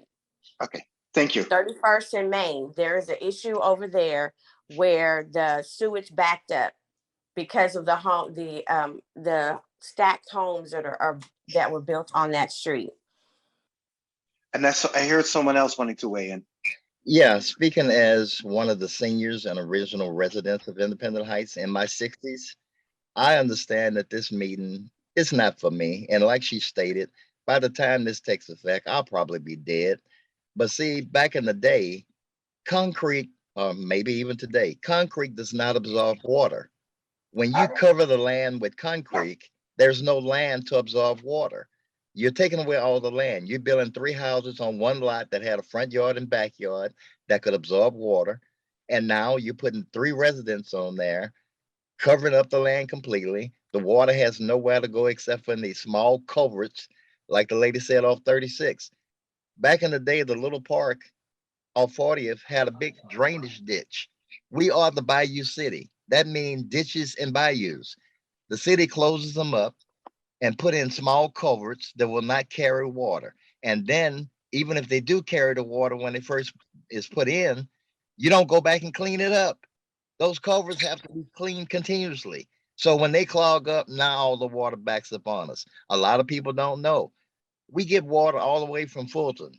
There's culverts that run under Northline, where Northline used to be, that drains into Cross Timbers just off of Airline to White Oak.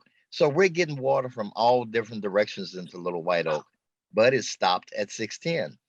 So I'm one of those that's been here in my 60s, and I know this plan's not going to take effect until after I'm dead. But, you know, good to talk about it and raise hell about it. Thank you.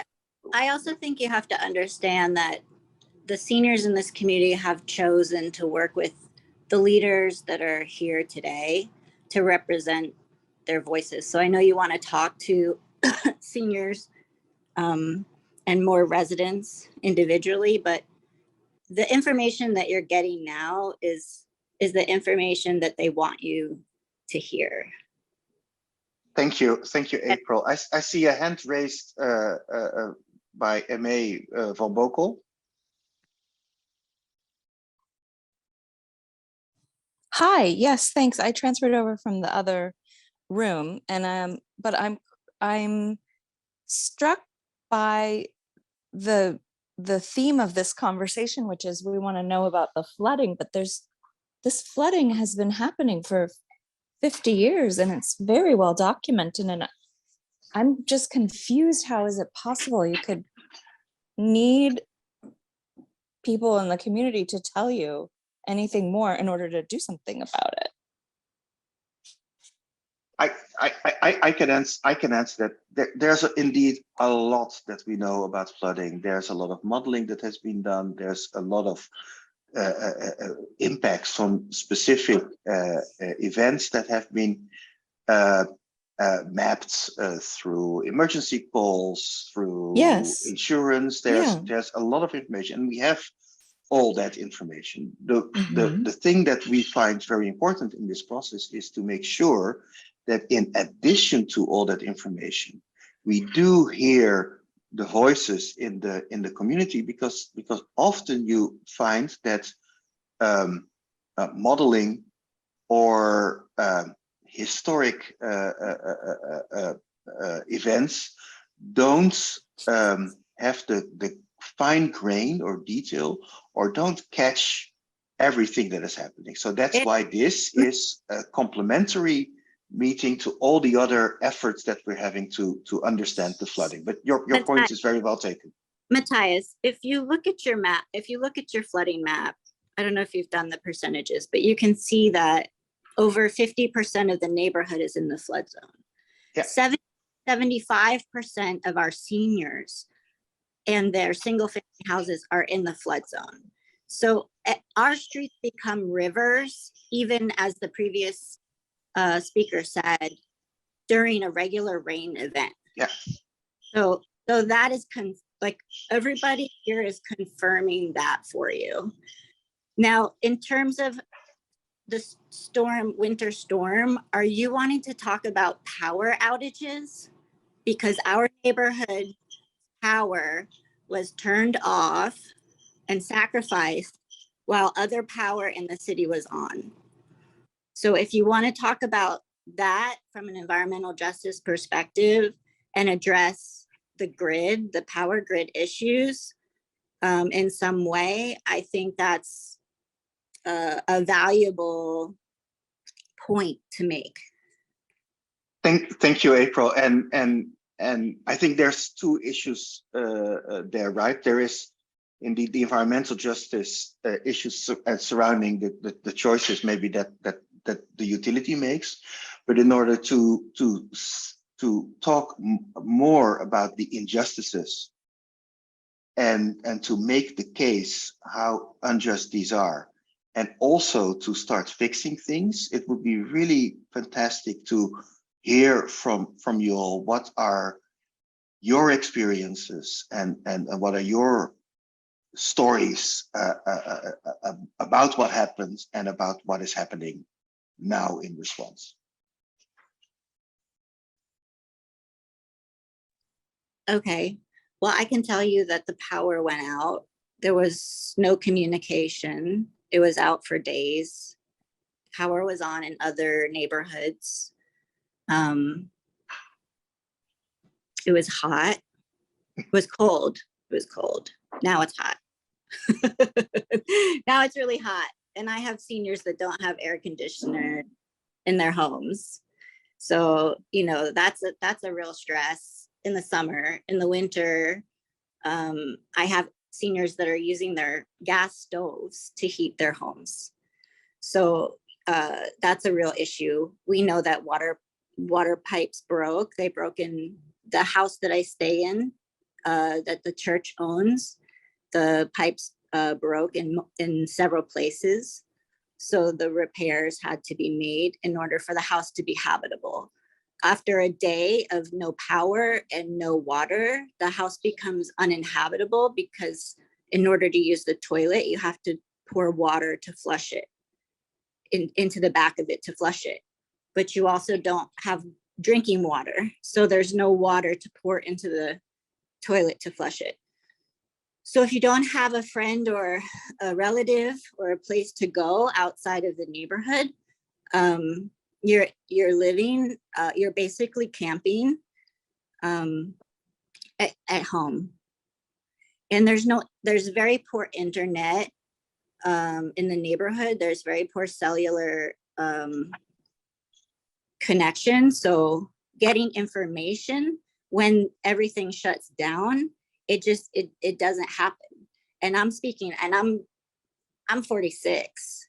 So my cell phone went out, my battery died. I couldn't get online to check and see what was happening in the rest of the city.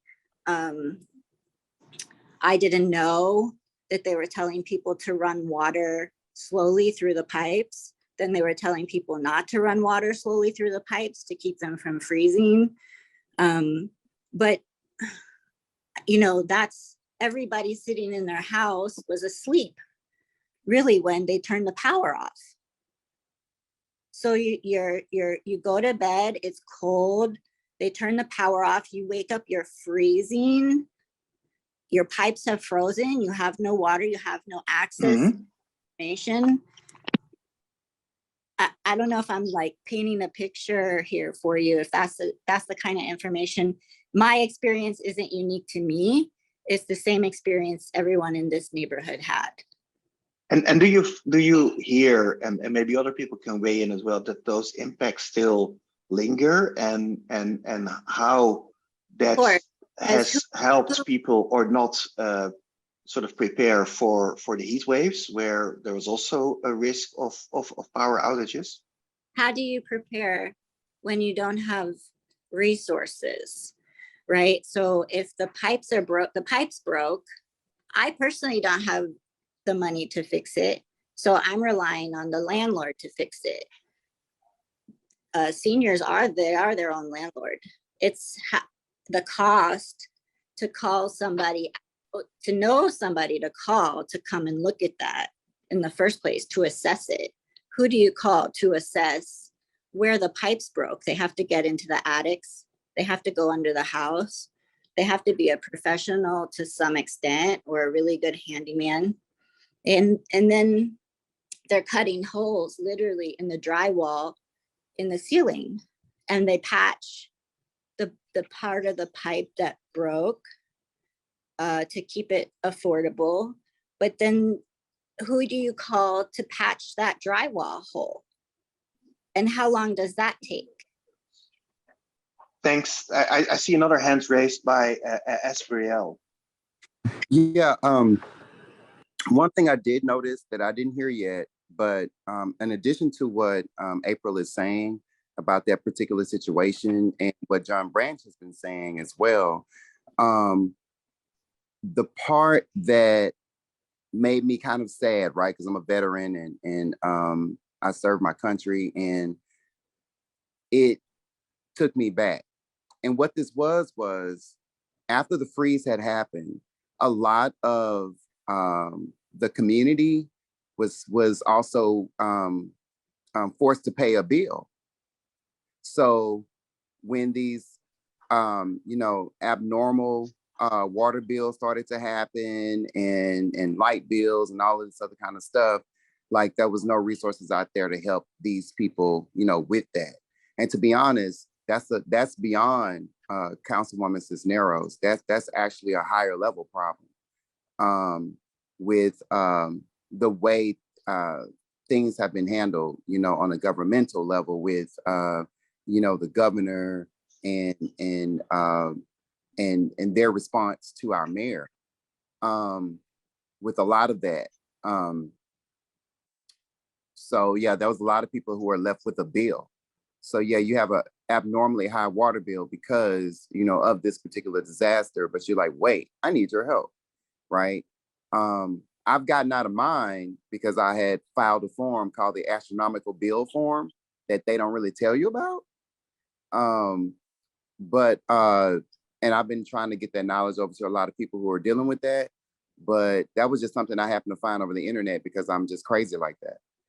But it was just mind blowing to see how simple things like that were not put out, into the public. And I know Cisneros had tried to do everything she could, but the people that were like, that's above her, like the governor's office and ERCOT and all these weird people, they were not being as forthcoming with information as we'd like them to be. So we actually need to do something. Yeah, I don't know, did the city even send out like people to assess the damage at all? Did that ever happen? I don't know.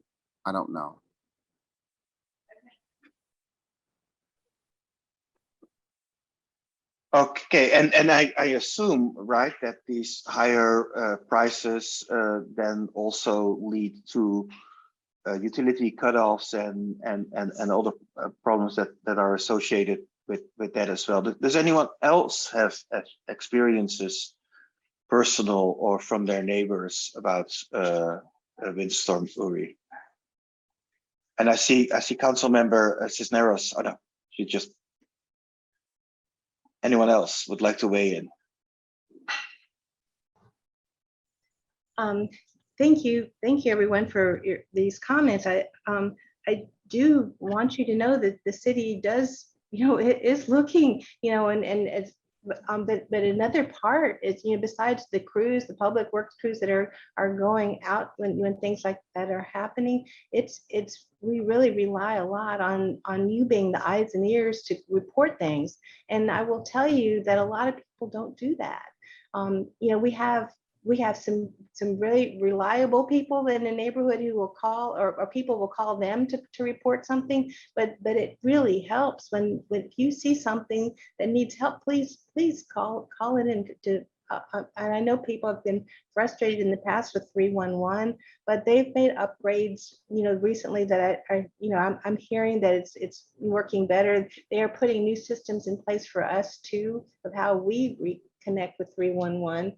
But so the right thing to do is call 311, get that service request number, report service, the SR number, and then you can also follow it up with your council member, with me or whoever comes next. You can get call us and give us your number, and then we can also follow up, and it helps. I think when I can do that, they put a little bit more attention on it. I did also want to just say to the caller who was talking about the lack of internet and infrastructure over there. I have put free 24/7 public Wi-Fi at Independence Heights Park.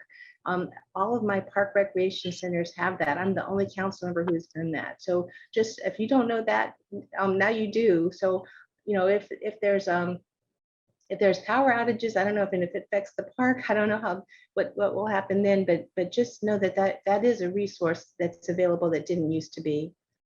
Thanks. Thank you, Councilwoman. And oh, I see another hand raised. Could I make a comment? I know these are things that are in the plans, but I would like to ask the Councilwoman, aren't there emergency funds? Because if we have a power outage again, I would hate for our community to not have resources to fire trucks, ambulances, and paramedics. That is something, that generator needs to be replaced as soon as possible. I think that is an emergency fund that should be taking place. We also have female firefighters, and the fire station has not been upgraded to be co-ed. And the only thing separating the female firefighters from the males is a dinky shower curtain or a curtain just as a divider. That's not right for our female firefighters.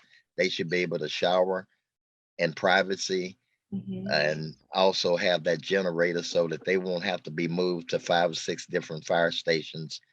And if they are moved, the community should get a text message knowing that it's going to take longer. You don't have any firefighters at your station. Nothing went out until I inquired about it, and they told me our generator doesn't work. It's in the works. That's an emergency plan that needs to take place tomorrow. Thank you. Thank you for letting me know about that. This is the first I've heard that the generator did not work. So I'm glad to know that. That's just another example of, if you communicate with me in my office, and we can also help with that. But that's not something I would know unless someone told me, and the fire department didn't tell me that. So thank you for bringing that to my attention. So yeah, I know, multiple people on my street that call 311 just to get garbage picked up on time. Heavy trash pickup doesn't even get picked up on time. So it's hard to expect people to call and report things when they know that even the garbage won't get picked up when they call to report things. So I don't think it's fair to put the burden on people I don't think it's fair to put the responsibility on the neighborhood in that regard. This is clearly a neighborhood that needs help. You can see that when you drive down the street. And I would push back that it is important for you for anyone who doesn't get their garbage picked up to call 311, to call my office. But it is a serious all over the city. Let me just finish. And they do call because I would tell you they are the solid waste is severely understaffed. They have mandatory 6 day work weeks, that we are having a terrible time finding drivers for the trucks. It's not just an Independent Heights issue, but I get it, and that's a big part of what we do is try to put extra pressure on them to be attentive to those issues. But it's and they do call, and that's my point, that they do call, and I've literally seen my neighbors call. But the thing is, the city itself and all of the city services are severely understaffed, and that's the real social problem. Like if everybody wants to look at the neighborhood and say, what is the neighborhood doing? But the real issue is the capacity within the city itself and the growth of this city. I just want to say also, yes, there's structural issues because the breakout room is closing in 50 seconds. Okay. There's these structural issues that have been compounding over generations. And so you can't just take them on 311 call by 311 call. And I wonder if you've given any thought to how it might feel to residents to be asked constantly for feedback when their feedback is not listened to or remediated. I mean, these problems just are ongoing. I hear you, and I don't want to put Congress or Councilwoman Cisneros on the spot. I think these comments have been really good, and I think the city is working hard, and as we conclude and close to plenary, I really want to come back to all these issues in our next session in September. I think I was mid-sentence for my group. Thank you, at least to my group. I told them that we would be coming back to these conversations and the way to address these conversations in our meetings in September, early October, and in the ongoing conversations that we have with the neighborhood support team. But I would now like to give the floor to Lynn, if you're still there, to see if you can conclude this meeting. I know we're going a bit over time, but if anything from me, a proper thank you, and maybe Lynn, you can take over from here. Do we have 1 or 2 minutes for Tanya DeBose to highlight? There were a number of items that we discussed. I'd appreciate it just a minute or two, and then I can wrap it up and let everyone enjoy the beautiful Saturday. Mr. Bose. Again, good morning, everyone, and thank you so much. I just wanted to kind of share what we talked about in ours, and I think we can kind of sum it up. And so one of the things that I want to do is I want to share from a community perspective. Number one, Independence Heights is the one community that has a disaster plan, a community-wide disaster plan model, which is why Liz chose us as a community for their Go Neighborhoods. This plan has a map that you guys showed on the screen. Each of the churches or schools serve as a site, a hub for distribution. Some of them are already pre-stocked with supplies and water. So for the disaster season, we also do disaster mark drills in June every year. We also have Precinct 1 CERT. And what they do, and I'm pretty sure you probably already heard from them, is that they make sure the ditches and bayous and all of that is already cleaned out, making sure that people homes are in preventive, no trees, no limbs, things like that. And then after the storm, they in and actually rescue people. And so that's right there in our own community. And so our community's capacity to bounce back is only strengthened when we can depend on systems like the City of Houston and the things that we need, and how they can help us. And so when these disasters happen short term, we need people to partner alongside of us to make sure our community has water, has trucks coming in with supplies and things like that. In long-term recovery, case management is important. I think you heard from case managers who are working in our community. And so they actually have their ear to the street. They're working directly with the people who have been impacted. We're still waiting on homes to be fixed, and that's no secret. It's not just Independence Heights. Also being able to be a front door in our community, and that the city and other municipalities work with that front door in our community to understand that there's a lot of mistrust over the past years. And we do this because we want to make sure people's homes get fixed. We want to make sure people are able to bounce back. And we want to make sure that we're speaking with one voice from our community. Lastly, I'll say that when it comes to actually preventive and mitigation, I think how we redevelop in our community is important.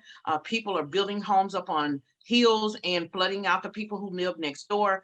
When it comes to the city, how are they looking at that?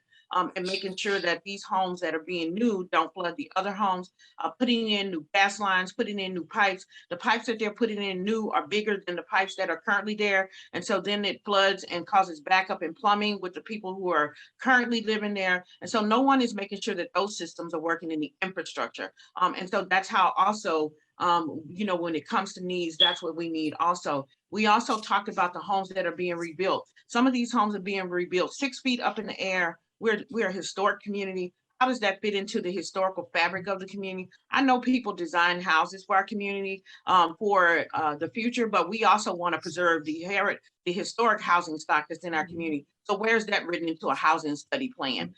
Those things need to be taken into account too when we are talking about our community. And finally, I will say that when it comes to bigger infrastructure projects, this freeway that they are going to expand, when it was put in 1959, the culverts on our side of the community were smaller than the ones on the Heights side of the community. How do we rectify that and work with the Texas Department of Transportation to make sure that if they are going to expand this freeway, that it does not cause any more further negative impact to our community, but it helps. And so those are ways that we have been suffering in our community. Those are ways that if people want to help, they need to help, but don't assume that we don't have the capacity to serve our own community, because that's why we have a CERT. That's why we have case management. That's why we're out on the street every day making sure that these homes get fixed. And what we'd appreciate is that you see the value in that and work with the powers that be to make sure that you're helping us, not hurting us, and making sure that you're moving forward with us and not against us. Thank you. Thank you, Tanya DeBose. And thank you everyone for your participation, for your comments, for your continued support. We will be coming back to the community again in September, October at events that will be happening in the community and a formal public meeting such as this held by the city, just to make sure that we reach anyone and everyone that wants to be heard in this process and review the plan that we will be presenting. I want to ask the council member if she has any last words for us, and otherwise we can close the meeting. Okay, thank you. And thank you everyone for this presentation today and the group chats. Tanya, you did such a good job. And I wanted to, of summing things up for your group, I wanted to say that I brag about Independence Heights all the time as a incredible, resilient community, and how resourceful, you know, the whole community is, and coming together when there's a disaster. And I know it's happened because you've had lots of practice. You know, lots of things have happened, and time again, this is a community that's learned, you know, how to pull together and how to support each other.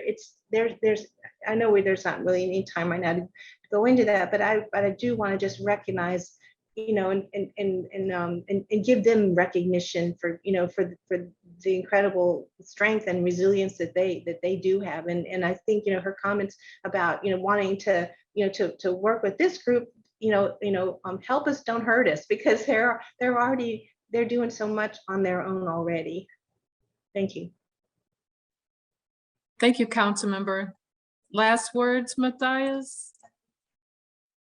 Thank you for your time again, and thank you for I also heard today many points of hope, and it's really great to see the ability and the different actions that are taken in the community already. It's also really good to understand on many levels the frustrations that are there, of things not going fast enough, of resources not being allocated, of different actions or initiatives not communicating enough or not being transparent enough. All these things will be taken into account. We are working through these things and hope to get back to you in September or early October, and to start coming up with a number of ideas of how these challenges can be addressed based on what we've heard and what's already happening, but maybe seeing how they can be improved. For now, it's a glorious day. It's still early, so you have a nice day left. Thank you again for your time. It's really helpful. And thank you again also for being active in this community, because a community really needs people like you to articulate what is going wrong, what can be done, and to actually do stuff. So thank you very much, and have a lovely day. Have a good evening, afternoon, and day. Thank you. Bye. Bye-bye. Bye.